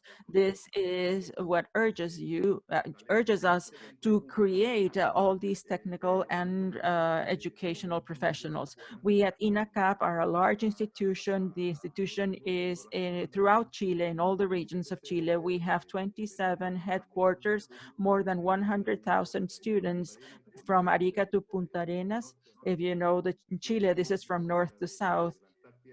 It is very close to the Antarctica.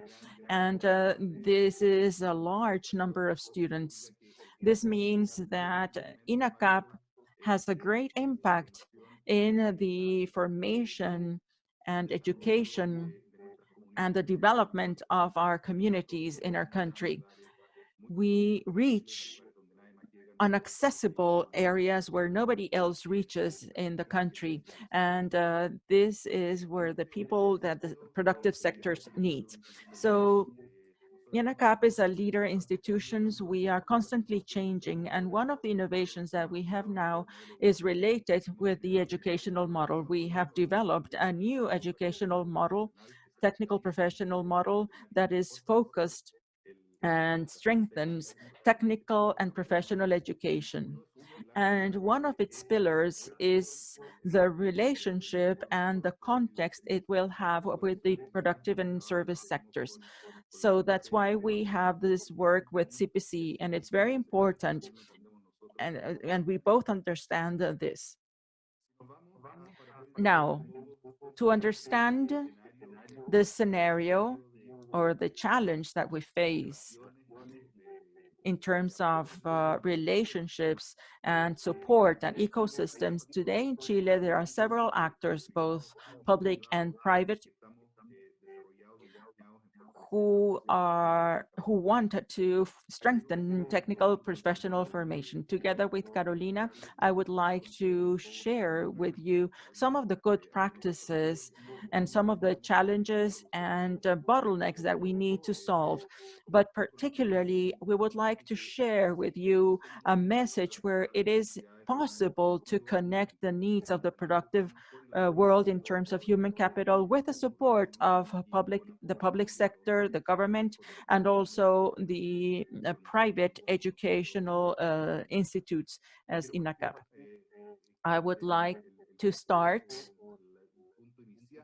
with the initial point of this development, which is related to the qualifications framework of professionals being developed by the Ministry of Education.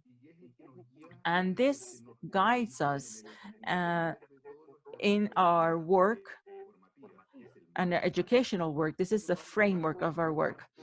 However, if these frameworks don't have competencies, it is just an example in education, but it doesn't translate into the formation of human capital. So for this reason, from CPC, we created the National Council of 4.0 Competencies. This is an institution that together with INACAP is creating this support, and from these 4.0 National Competencies Council, they have developed initiatives that will translate in an effective education for our students, our workers, and to update their skills, perfect their skills, and to develop their technical skills.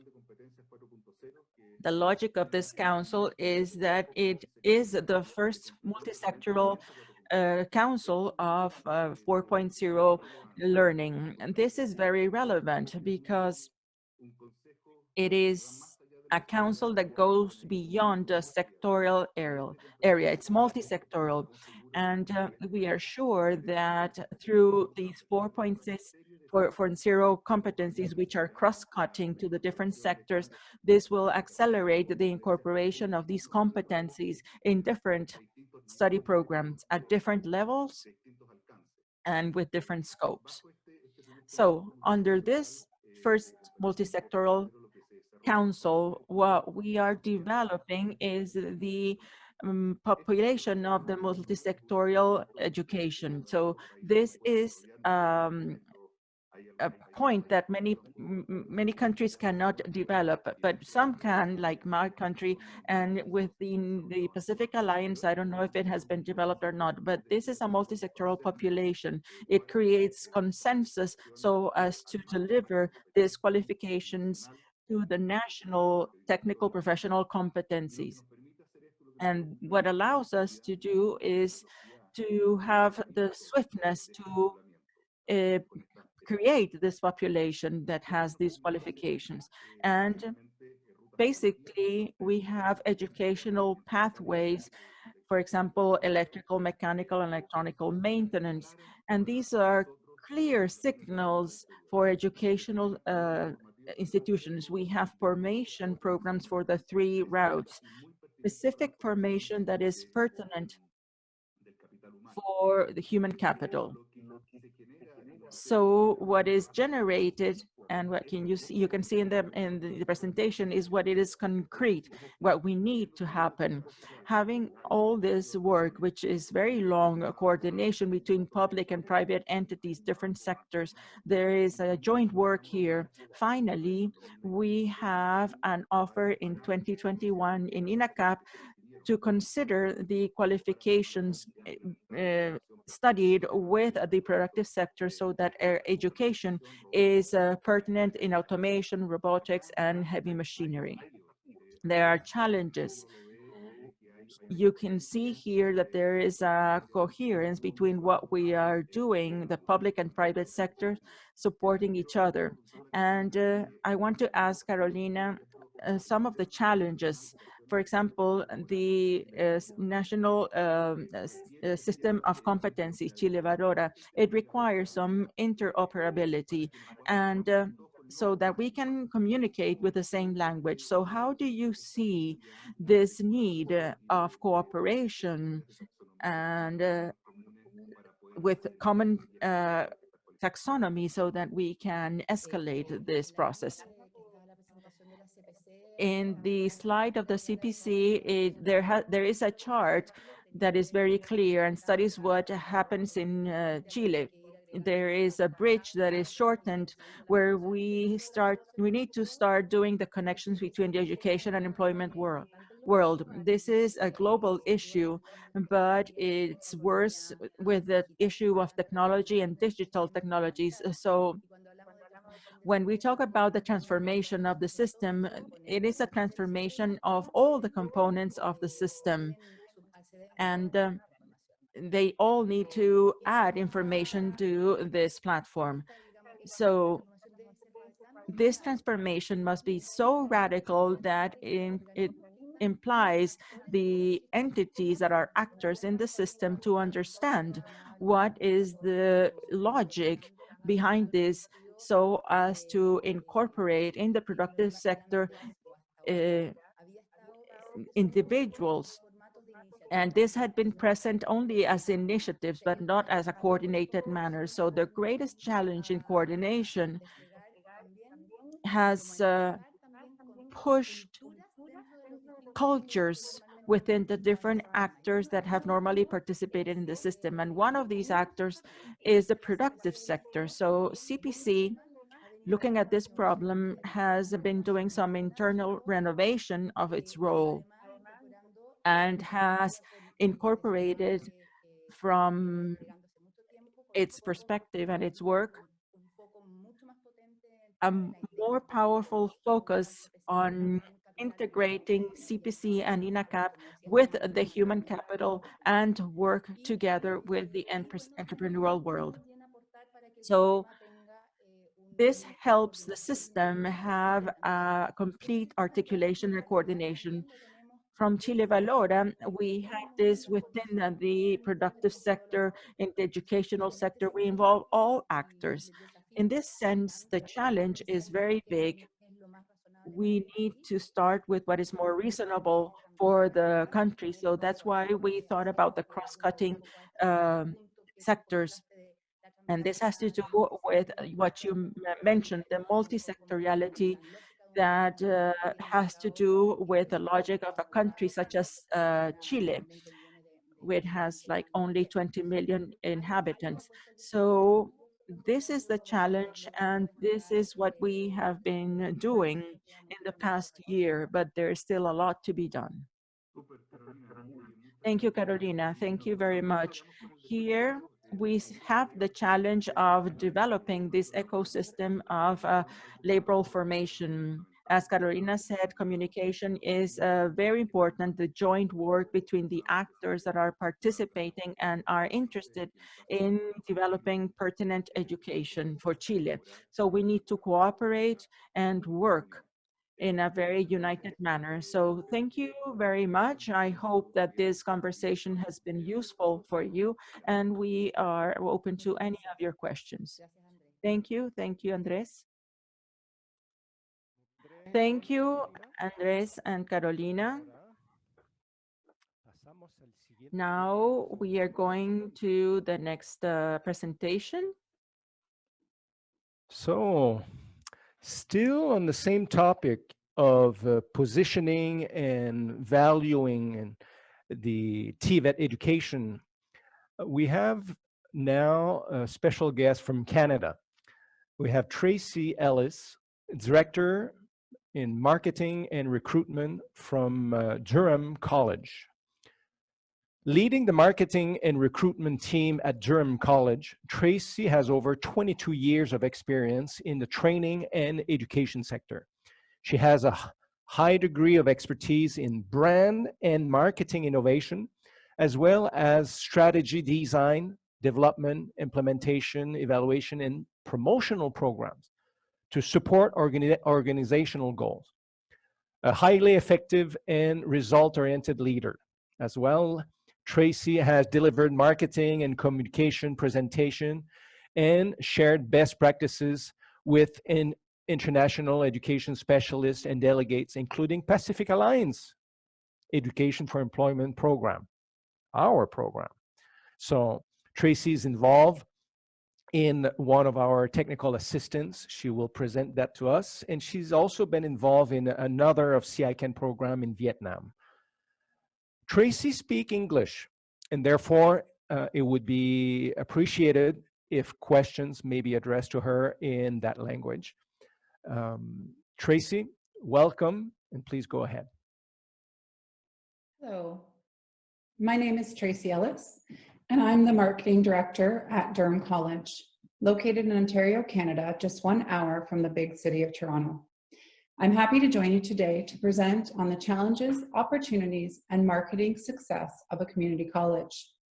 Our agenda today will cover the following topics: credentials that we offer, the programs that we offer and how we are leading the way in the education sector, our selling features and strengths as they apply to our prospective and current students, the pathways available for students coming from other schools and out of our school, our perspective on the importance and connection of experiential learning to industry, all of the strategies in place to ensure our graduates are job ready, and finally, I will show you some of the marketing and advertising tactics that we are using. Durham College is a medium-sized institution in the province of Ontario. With over 11,000 full-time students, we offer more than 140 programs where students obtain certificates and graduate certificates, both of which are 8 to 12 months, apprenticeships in skilled trades, which take 3 to 5 years, diplomas in a 2 and 3 year format, and honors degrees that are 4 years in length. Offering a variety of credentials and programs allows us to remain competitive in our market.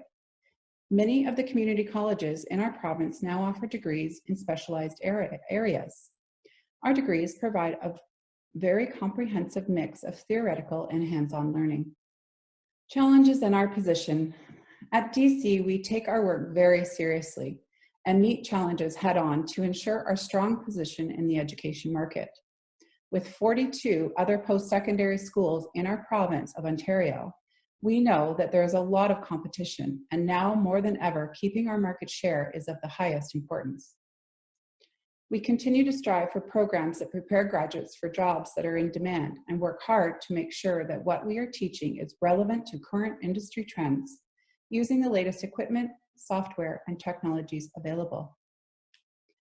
Our mission is together, we are leading the way, meaning everyone plays a role in being their best. Our staff, our professors, students, and industry connections all play a critical role in this. In March of this year, we were faced, like all others around the world, with the reality of the COVID-19 pandemic, and quickly had to modify our course delivery to be able to provide a quality experience to our students that would be virtual, but still experiential in nature.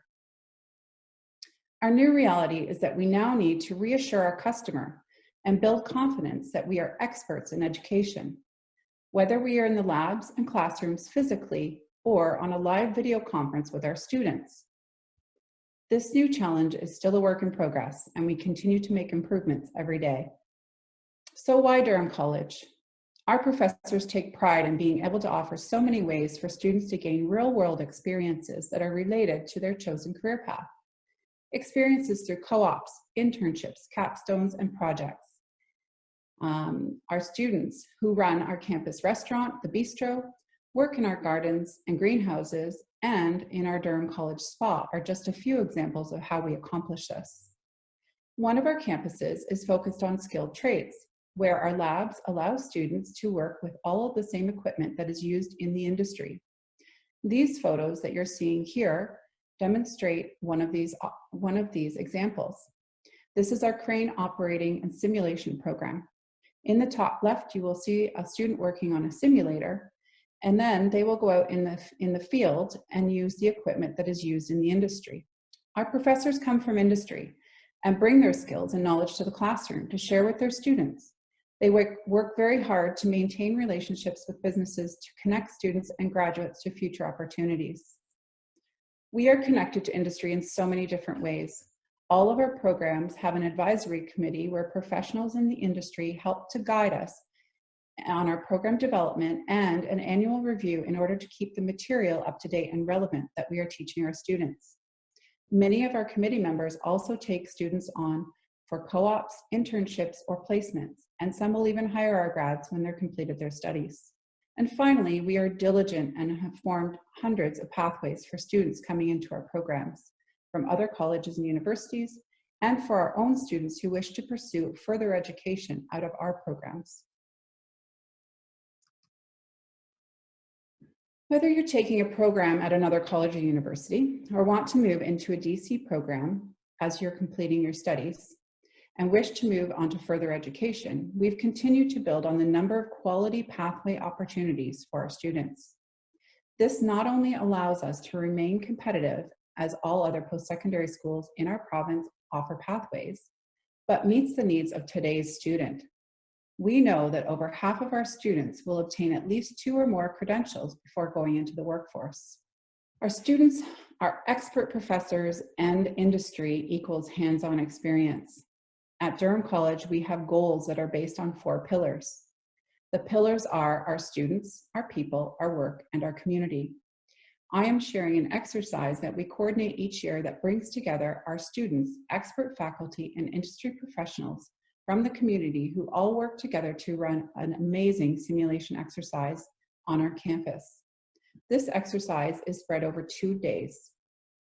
Students and professors from 13 of our programs are involved, including the 911 Emergency Operator Program, firefighter training, paramedic, nursing, police, security, law enforcement, court support services, and even our journalism students.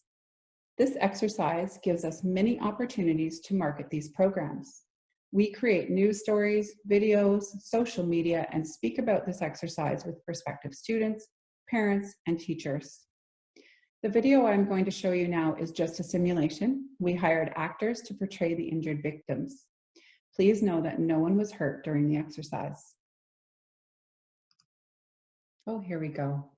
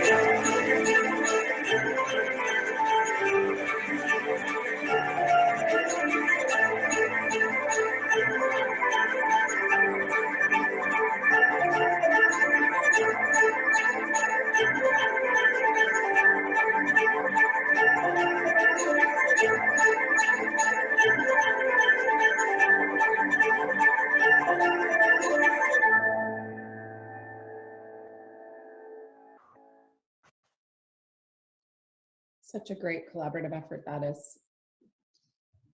Okay, here I'm demonstrating all of the different ways that we integrate experiences into each student's journey at Durham College. Providing options for our students to build their resume while attending classes gives them a true advantage when going out into the world and pursuing their dream career. Being job ready and feeling well prepared to offer your new employer valuable skills and perhaps a new perspective is something that we strive for with all of our grads. Each year, we survey the employers who have hired our grads, and our most recent result is that 93% are extremely satisfied. This is a statistic that we are very proud of. In the diagram here, you can see these are all the different ways that we prepare our grads to be job ready.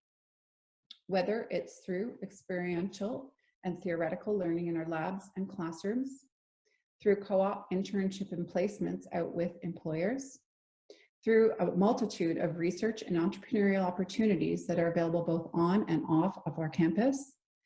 As well, many of our grads will leave with industry certifications that are needed in their chosen field. We develop programs and maintain the quality of our programs through the connections and collaboration with industry. We offer hundreds of on-campus jobs, many of which will provide them with the skills that they need for when they leave in their chosen field. And we collaborate, of course, with industry partners on a number of different ways and projects where students can get involved. In addition to using the latest technology, equipment, and software, allowing our students to be job ready and ready to hit the ground running when they graduate. Our goals of marketing and promotion. I lead the marketing team as well as the recruitment team for Durham College. Essentially, together we form the sales team, and our job is to bring students into our programs. It's very important that your team are all working towards the same goals and that they are very aware of what the objective of their work is. We do set clear and obtainable goals for our team.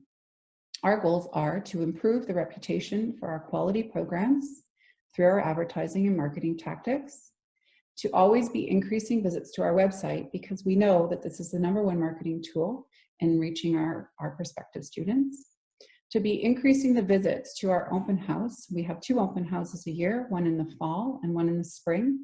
And this year, of course, we have only a virtual open house. To be increasing the number of applications to our programs. We know through historical statistics that the more applicants we bring in, the higher quality the student will be, and therefore retaining them right through their 1, 2, or 3, or 4-year program is a much higher likelihood.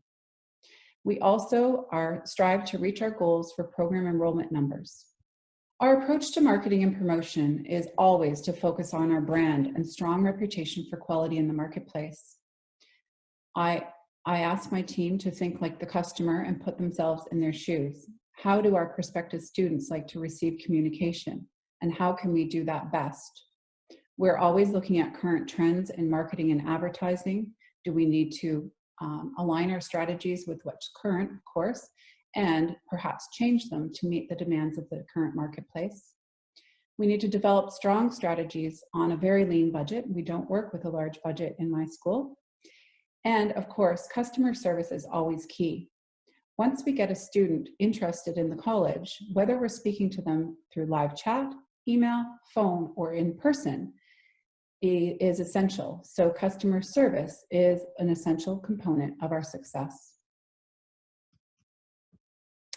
The next few slides, I'm going to show you some examples of our advertising and marketing tactics. The first couple of slides here are focused on our open house. We actually have an open house coming up on Saturday, November the 14th. This open house traditionally is an in-person open house where people can come and visit our campuses. Unfortunately, due to COVID, we now have to do this virtually. It's very important to diversify your advertising with an open house event. Our fall event is primarily reaching prospective students at the early stages of their program selection for attending next year in 2021. The approach that we take is that the majority of our budget is spent on social and digital online marketing tactics. These include Facebook, Instagram, Gmail, Snapchat, and many more. We complement the digital component of the campaign with some traditional exposure in our local communities, where we know the majority of our students are coming from. You can see here across the top all of the different tactics that we use. In addition to our social media and digital, we have billboard, transit advertising, radio, television, and email campaign.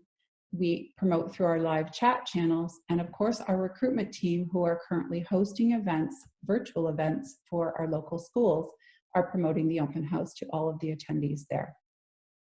This first photo you see is of our Durham College webpage. It's our homepage of our webpage, and those who go there, it's the first thing they will see, and they can click on this to find out more details about the open house. This next slide shows you some more examples from that campaign. On the top left, you will see our poster and postcard and print advertisement example. To the right of that is our transit shelter, which is much simpler for those who are walking or driving by the transit shelter and can see the open house information. And then the bottom is an example of our digital ads, where you would click on the ad and go over to the open house site. These are examples of program social media ads. Each year, we run an extensive campaign focused on 60 of our programs. This runs from fall through to spring, and the goal of this is to encourage students to apply for the following year, and in this case, 2021. This strategy allows us to share all of the selling features of our individual programs and bring traffic to the website where students can find more information about their program, view videos, contact us, etc. The advantages of this social media approach is that we are able to be very targeted to the audience. Our ads can be shown to specific age ranges, interests, location, and more. We can also track the success in many ways, allowing us to make improvements each year for this specific campaign. Durham College is committed to establishing meaningful partnerships within our local and global community. As part of this, we're honored to be working with Vancouver Island University, Fanshawe College, and A08 Pacific Alliance Education for employment partnerships with the Grupo Técnico Education Committee on this project. This work will support the development of national TVET marketing plans and training for Chile, Colombia, Mexico, and Peru. I want to thank you for your time today and would welcome any questions at this time. Change my language now, back to Spanish. Lo estoy diciendo para que los intérpretes pueden ajustarse. I am saying this so the interpreters can adjust themselves with the language switch. Okay. Thank you, Tracy. You made an excellent job, a great presentation. Just a second, and I would like to go back just a second. Tracy, I wanted to thank you and thank your spirit and the spirit of Durham College for the development in communicational area, and thanking you for everything you have been doing, what you've been offering to the 4 countries of the Pacific Alliance, and implementing the technical assistance of A08, and also with the reevaluation, technical support in the next 2 years. So our last presenter will give us a perspective on B4. B4 is the use of technology and simulators. This is very important in technical training, and also in terms of the reality of COVID-19, which presents additional challenges in terms of the use and access of these technology. So I would like to introduce Guadalupe Janet Gonzalez Diaz from Mexico, coordinator of the Master's Degree in Development and Direction in Innovation, Chief of the Innovation Program of the Virtual University of Guadalajara University, Engineering Communication Master in Science, Communicational Sciences, and she's a specialist in technology, big data. Also, she's doing a doctorate. She's applying for a doctorate in innovation and digital education. She has 7 years of experience in teaching, teaching and design of technology matters. She has been working for 20 years in directive positions in the private sector, national, transnational. And we're in very good hands with her. Jeanette, we would like to welcome you. And you are the last speaker of the day. The floor is yours. Good morning. I'm going to share my presentation with you, and I will begin. Well, I'm going to talk about STEAM abilities, technology, and simulators in education. I'm Janet Gonzalez Diaz from the Virtual University System of the Guadalajara University. I would like to start by talking about the present members of higher education in Mexico. 45% of the students prefer social sciences and business, as their first career before education, humanities, arts, sciences, agriculture, services, engineering, manufacturing, or health. So what problems derive from all of this? Presently in Mexico, 60% of the vacancies request professionals that are qualified with STEAM skills, and these are not being covered. So what are STEAM skills? It's science, technology, engineering, arts, and math.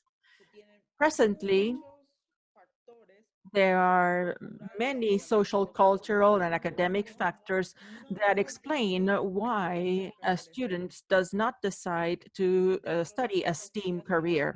In my research, which started 3 years ago and is still ongoing in my doctoral degree, I have discovered several of these factors as determining factors for the students not to select these careers. The first of them is that girls at present are almost not involved or do not get involved in these careers. Only 35% of women and STEAM career, and only 3% of them select a career that is related to science and technology. And there are several social prejudices, not only in Mexico, but also worldwide. And these explain why a girl does not select these careers, because starting in 6 years, depending on their education and even depending on the professions of her parents, the girl will think that intelligence and brilliancy is exclusive for men, because this is the way that she has been taught, and she has very well-defined stereotypes from her childhood, and this doesn't allow her to move ahead in education. Another factor that is determining is that at the social level, science and innovation are not a priority. And great economists have said that the economic growth of a country is linked to innovation, and this will determine the increase or a drop in prosperity and quality of life. So a society or a government should give the necessary priority to science and innovation, because from those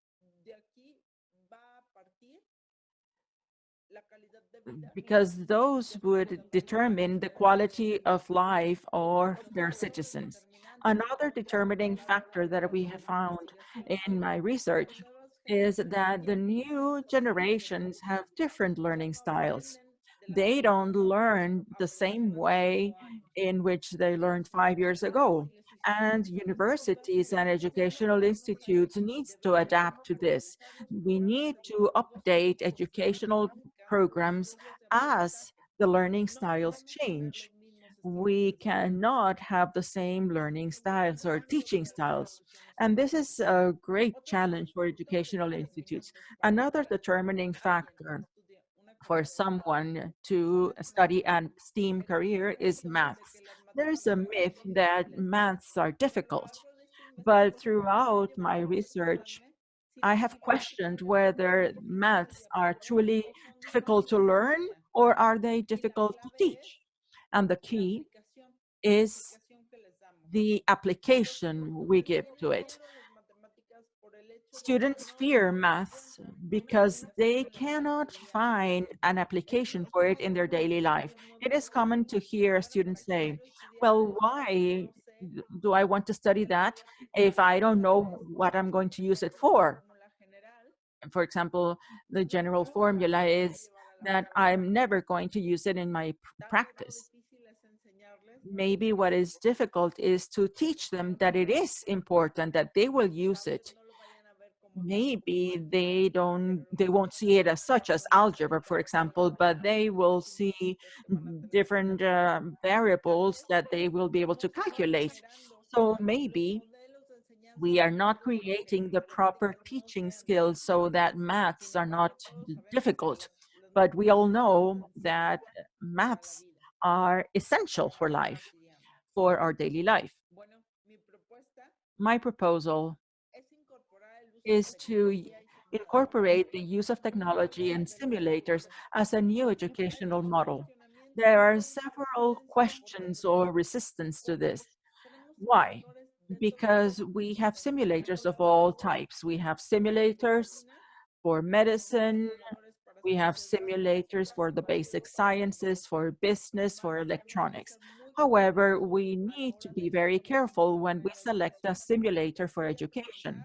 I'm going to present here some of the applications. Simulators in basic sciences. Here we are seeing a simulator that will allow me to program a microcontroller. In this case, it's an Arduino, without making an investment. And I can use pre-designed practices, or I can program them. Maths, well, for maths, there are many, many simulators. The one here is a free simulator that allows me to graph.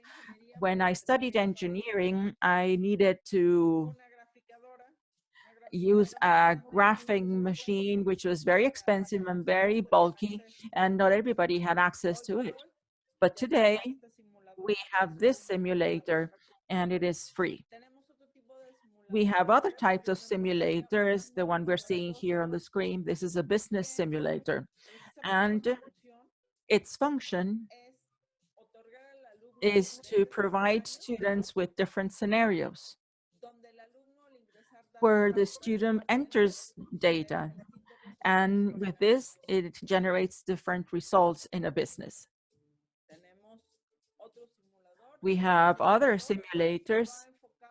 This one is focused to manufacturing and allows in a safe environment to replicate different types of scenarios. Teachers also have the possibility of entering these different scenarios, and they can enter different problems that the students need to face, but in a safe environment. There are several advantages. Amongst them, with these simulators, the students will use their knowledge through experience and will practice in real scenarios in safe environments. The student will be close to the reality as a worker, and this will enable them with the labor skills that employees require. Maybe because only in a safe environment they have confronted problems that they would have not confronted if they didn't have the simulator. The student will experience several situations that will serve as a context for the effective learning of a specific subject matter. Multidisciplinary work will be promoted. And it is even multidisciplinary, because even though it is not a problem in his area of study, they can be able to analyze the problem and think about possible solutions. This will save resources, both material and time-wise, because as we saw in electronics, the student doesn't have to buy the components. They will be able to do the simulations and make mistakes if necessary. So that's why it is called a safe environment. It will facilitate teachers to demonstrate the practical application of knowledge. Why is maths useful? What is the programming for? I can practice this in the business simulator, or I can practice it in a physics simulator. Many times it is difficult to show these things in the laboratory. The simulators are useful when we're learning in a virtual manner, but they are also useful when the student is present. I can carry out many types of practices that will allow me to acquire many experiences. And this will motivate students because they are going to use different types of techniques in the simulators. Gamification is a new concept. It is a concept acquired since 2003, and Garner clarifies it until 2012. And part of the it starts it from neuroscience and psychology, and it promotes a social encounter throughout a learning engine. It will motivate progress. And finally, it will be applied in the simulation, because as we were saying, we will have real experiences in a safe environment where students can make mistakes and go back and practice without ruining a company in real life um, because of a poor decision. And they can see results in the short term. Gamification used in simulation includes providing points that can be increased according to levels. They can give awards in the short term. They can obtain virtual goods, presents. They can have challenges. And to know about the achievements as a group and as an individual. It promotes competence and also altruism, because not only we are earning money. So it has several advantages that need to be contemplated in the analysis so as to adopt this model, the model of virtual laboratories. So what are the disadvantages of simulators and also the incorporation of technology in education? Well, it is necessary to reinforce the theory on the subject so that we can take it effectively into practice. This means that teachers need to provide theoretical knowledge. The success will depend directly on the skills to handle the software, both on the part of this teacher as well as the students. If they don't have a good knowledge in digital skills, then the knowledge that they will acquire in maths is going to be very small, even in a simulator.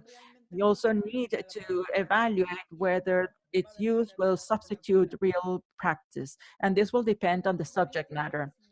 There are several types of simulators, as I mentioned at the beginning, and one of those simulators is in medicine. In this case, I cannot think that real practice can be replaced with a simulator, practicing with a real human being.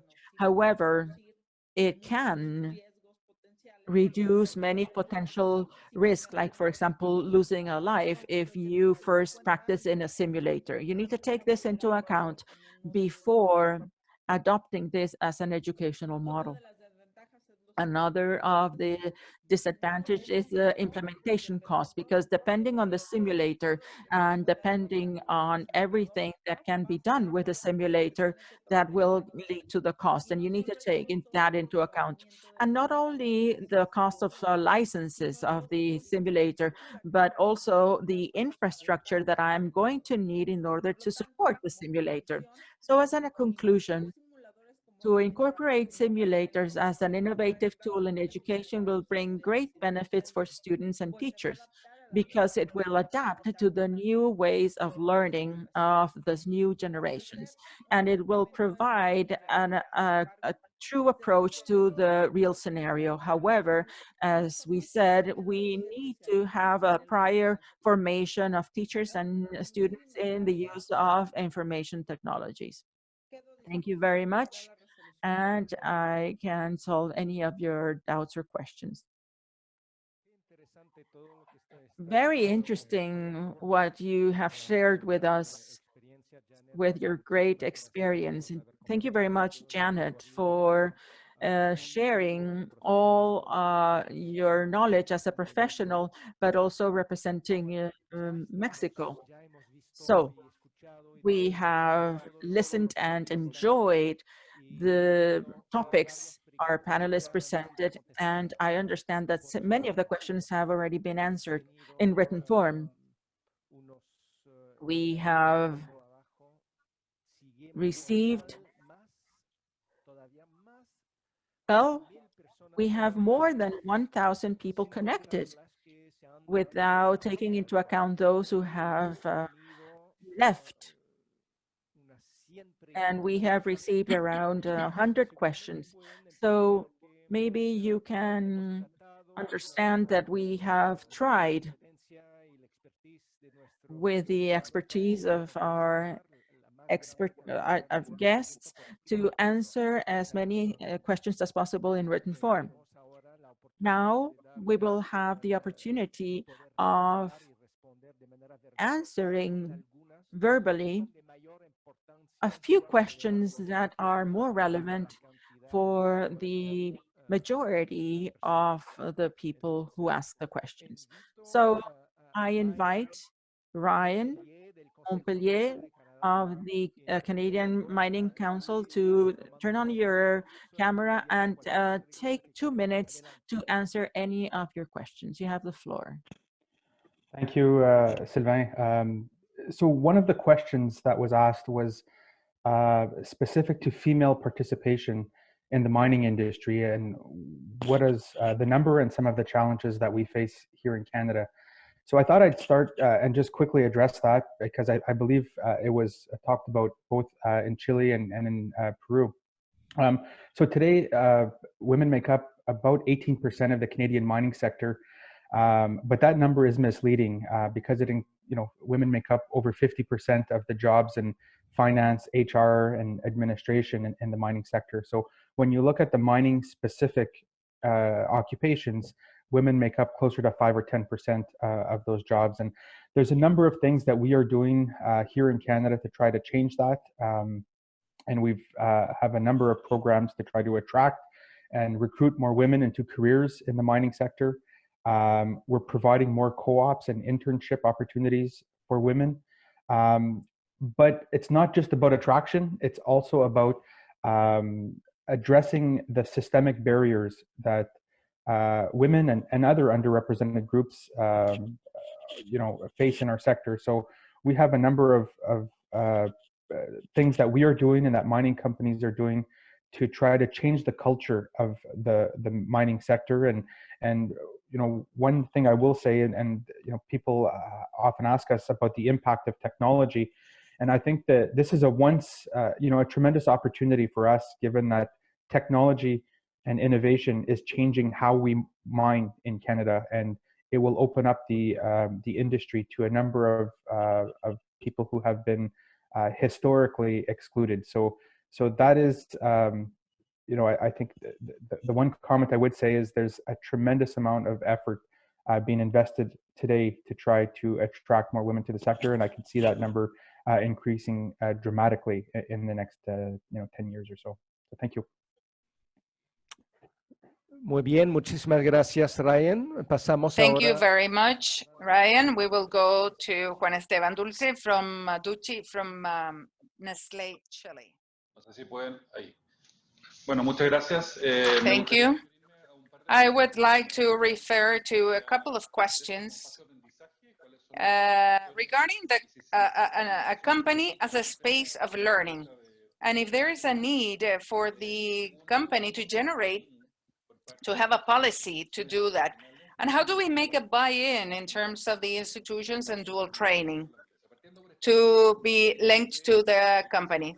Starting from the last question, the main buy-in is that through dual training or education in alternating education, there is an issue regarding technology that is being used in the entrepreneurial world and in the food processing industry. So it's important for the students to be in contact with these technologies.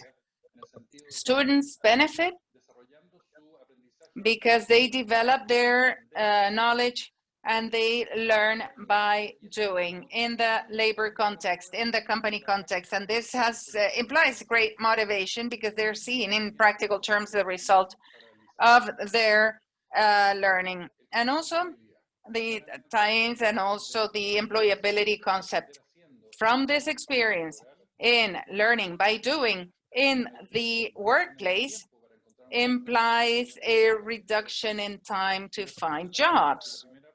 And regarding the first observation on the political will of the company to generate an environment for learning, an adequate environment for learning, well, what we need to do is to understand the role that the company is having in terms of human capital. We have an awareness that we need to develop in the companies. Human capital development is a benefit for society, for productivity in the companies, and this is so throughout time.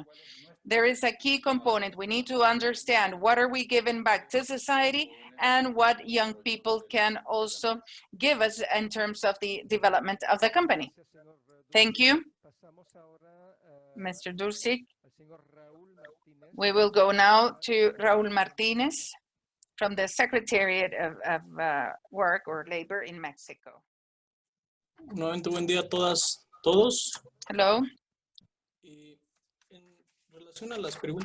Regarding the questions sent, I would like to talk about the educational and labor policies, the production sectors, and the academic world, the advantages, methodology of implementation, and what are the options that we have in our country, in Mexico. In case of advantages, they're diverse, they're different advantages, broad, but it depends on the objectives and purposes that everyone has. So on one side, the companies will retain talent, and that is in a very practical way, and try to train and develop the young people. In the case of the academic sector is to obtain information, improve also study programs, curriculum, and as well as all those mechanisms that will help employability of the youth. In terms of methodology and implementation, well, there are different ways of articulating this in the industry. And that will depend on the features and the needs both parties will have and to get to a specific case. And then what are the options in Mexico? Well, right now, CONALEC Mexico is fostering with the dual training model, but is fostering a strong strategy to have more young people becoming part of this program of dual training program. So this is part of the policy of the country. We're inviting the companies also to become part of this, to come to us, and I can put them in contact with the people in charge of the institution. Thank you so much. Thank you, Mr. Martinez. We would now go to Christian Pacheco or Tracy Ellis. Is any of you ready? Yes, we are. Okay. Sí, adelante, señor Pacheco. Mr. Pacheco, go ahead. Yes, I have been able to answer a couple of questions through the chat, and they were directed to me. However, there's a question that I think is important to show to the rest of the audience. Is the concern of the students that study in a technology institute, they would have a real practice, a real internship in the companies, having hands-on in real life. In the case of our country, this will be given by a policy applied by the local government, and also the recognition of training in the institutions. If they don't have, or they're not recognized as a quality institution, an institution that might lead to the productive sector, it will not be of interest and it will not motivate the general motivation to the companies and develop these practices, these type of practices. And as it has been presented in one of the presentations, it's important to develop a win-win relationship with the educational institution and the companies. So if we don't have incentives, it would be very difficult for private companies or production companies to have an accurate or real interest. And if we want to have something sustainable and in this win-win scheme, we need to establish a visibility in terms of pertinence and the quality of the institutions. That's it, Sylvain. Thank you very much. We will go now. Tracy Ellis, Durham College in Canada. The floor is yours. Thank you. Hello, I've been addressing some of the questions on the chat here, a couple of which that might be of interest I can answer. One question was the advantages of having professors with industry experience, and what are those advantages? Essentially, our professors bring lots of real-world knowledge to the classroom, which allows the students to experience the industry through their eyes and through their connections. They continue with their connections to the industry and people who are working currently in the industry, which allows for opportunities for our students to attend a co-op or internship opportunity and go out and work for a company in the related industry that they are studying in. In addition, when our graduates come out, often they've made those connections with industry and are hired before they have graduated or right after they've graduated. So there is a real advantage to having professors with industry experience and allowing our students to take advantage of that.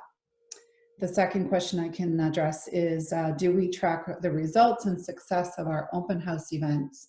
And the answer is yes, we do. It's become much easier now that we run this event virtually, and having people log in and sign into the event is something that allows us to track not only how many people are attending, but geographically we can pinpoint where they're attending from, whether it's close to the college in the local community or whether even international students are attending the event. In addition, we also do a survey and a prize draw. So we do a tuition prize draw at our event, our open house event, which allows us to generate a leads list, a list of prospective students. And when they enter the contest, they fill out a survey and they tell us where they found out about the open house event, which allows us to track the success of our marketing tactics. In addition to that, it also allows us to ask them what area of interest or program of interest they're looking into, and then we can respond to them appropriately. Thank you. Super, Tracy. Thank you very much for that answer and clarification. Now I will go back to Spanish. Ahora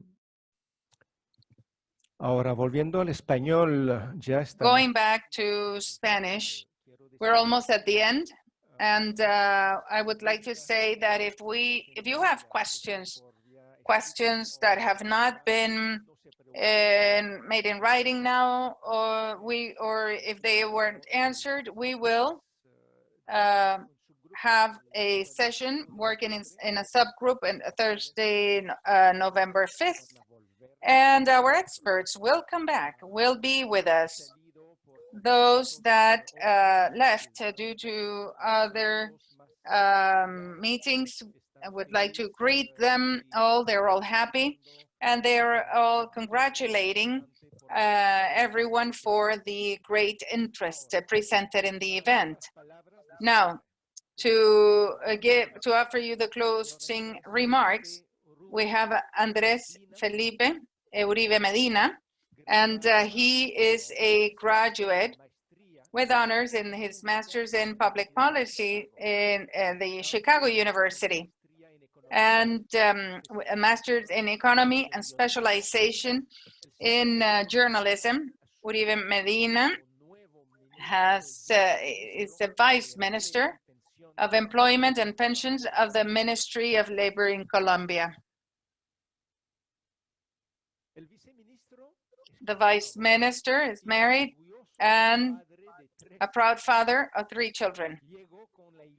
He came with the illusion in his new position to articulate all the tools at the Labor Ministry so as to extend the possibilities of quality employment for the Colombian people.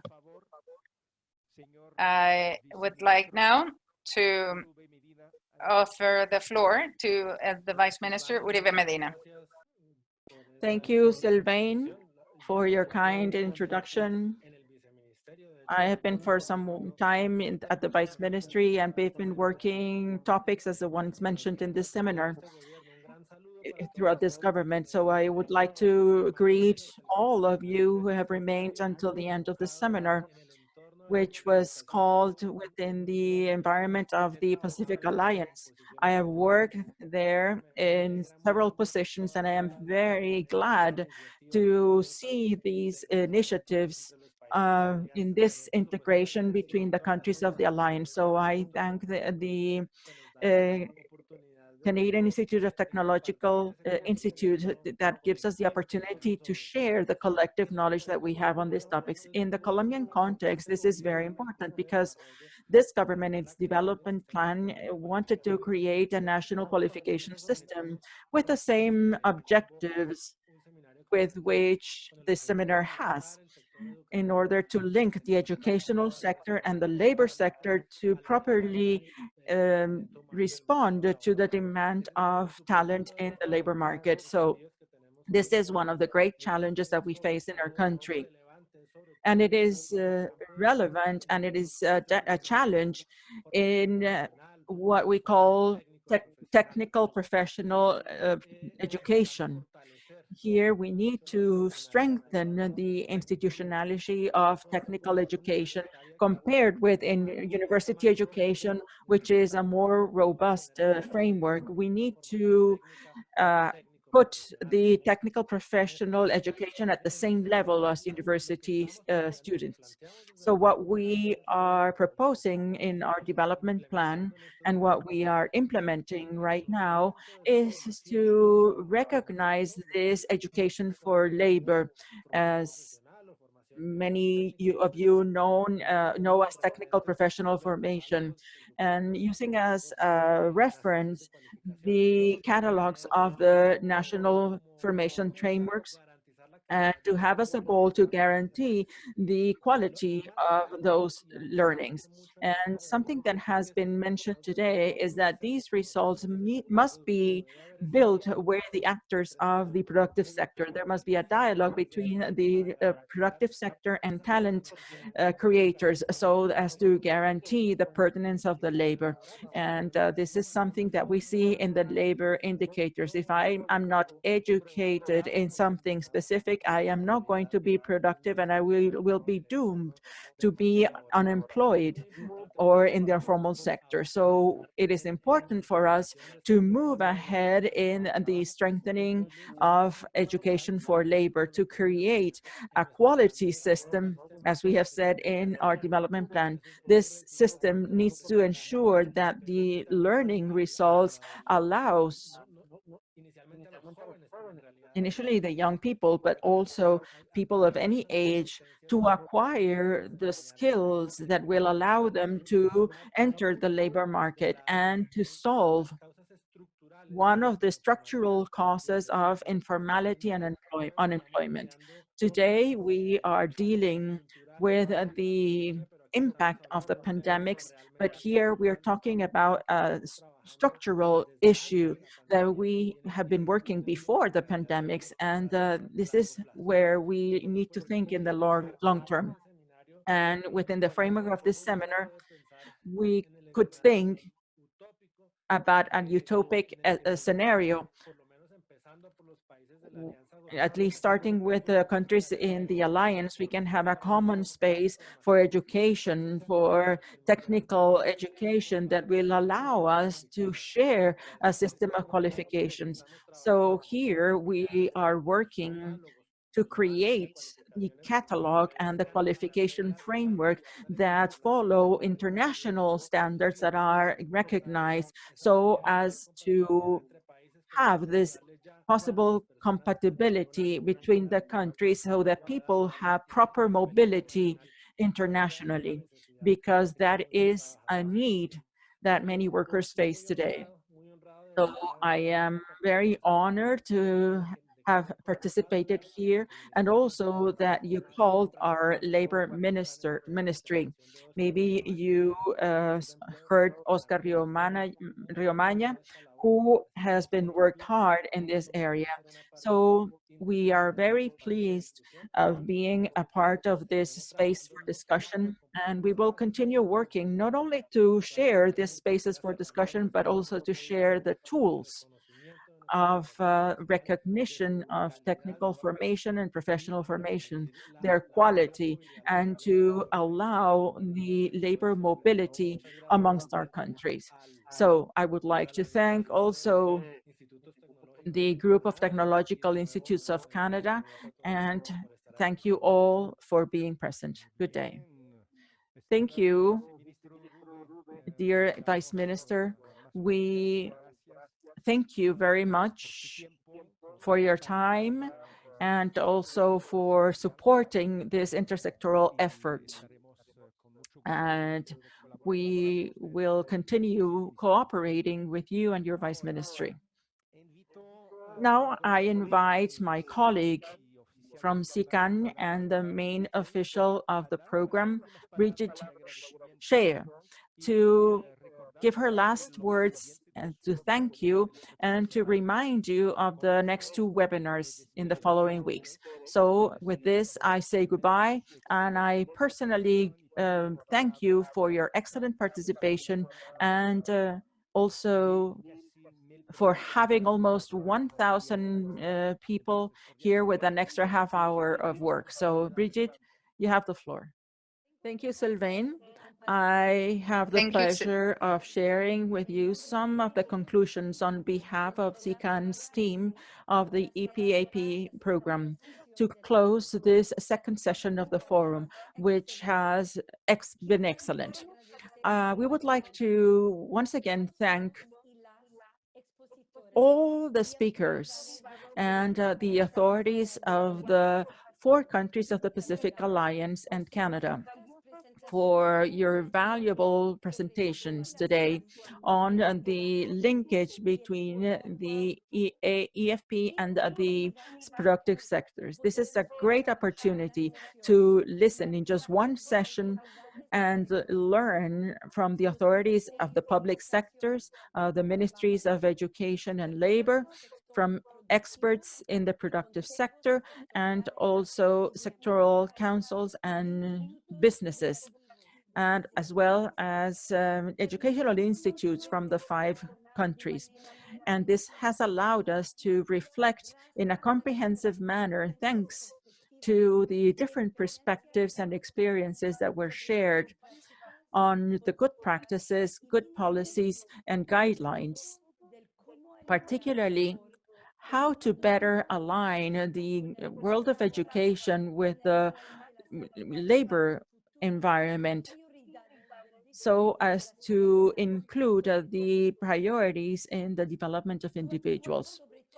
Your contribution on fundamental issues such as the diagnosis of the labor force, the mechanisms to articulate the positioning and revaluation of education and the use of technology has shown the challenges and opportunities in the face of the pandemic, and this requires actions that are inclusive and in consensus. We would like to thank all the participants that were connected today in this session. We would like to thank all of you who are online in Canada, Chile, Colombia, Peru, and other countries. We truly appreciate your interest, your attention, and your time, particularly your active participation through your questions during the session. We have developed a satisfaction survey that we are using at the end of each webinar. It is a very short survey that will take you only 2 minutes to do. We are sharing the link right now in the chat, and it is in the 3 languages, Spanish, English, and French. And we will also share it via email later today for those who cannot answer the survey at this moment. We thank you for your cooperation. We really value your opinions and your comments, because this will contribute to improve our future events. The third and next session of the forum will be next Thursday, October 29, and it will focus on the topic of quality assurance, and it will be at the same hour in the case of Colombia, Peru, Chile, and Ottawa, with the exception of Mexico City, where this time it will start at 8 a.m. because of the change in time. And the last and fourth session will be on November the 5th, and it will be a participative and dynamic session through group work divided by country and topic. And this will open an opportunity to interact amongst the different participants so that you can contribute with your own experiences to reflect upon the main topics and the topics presented. So we hope to see you all connected on Thursday.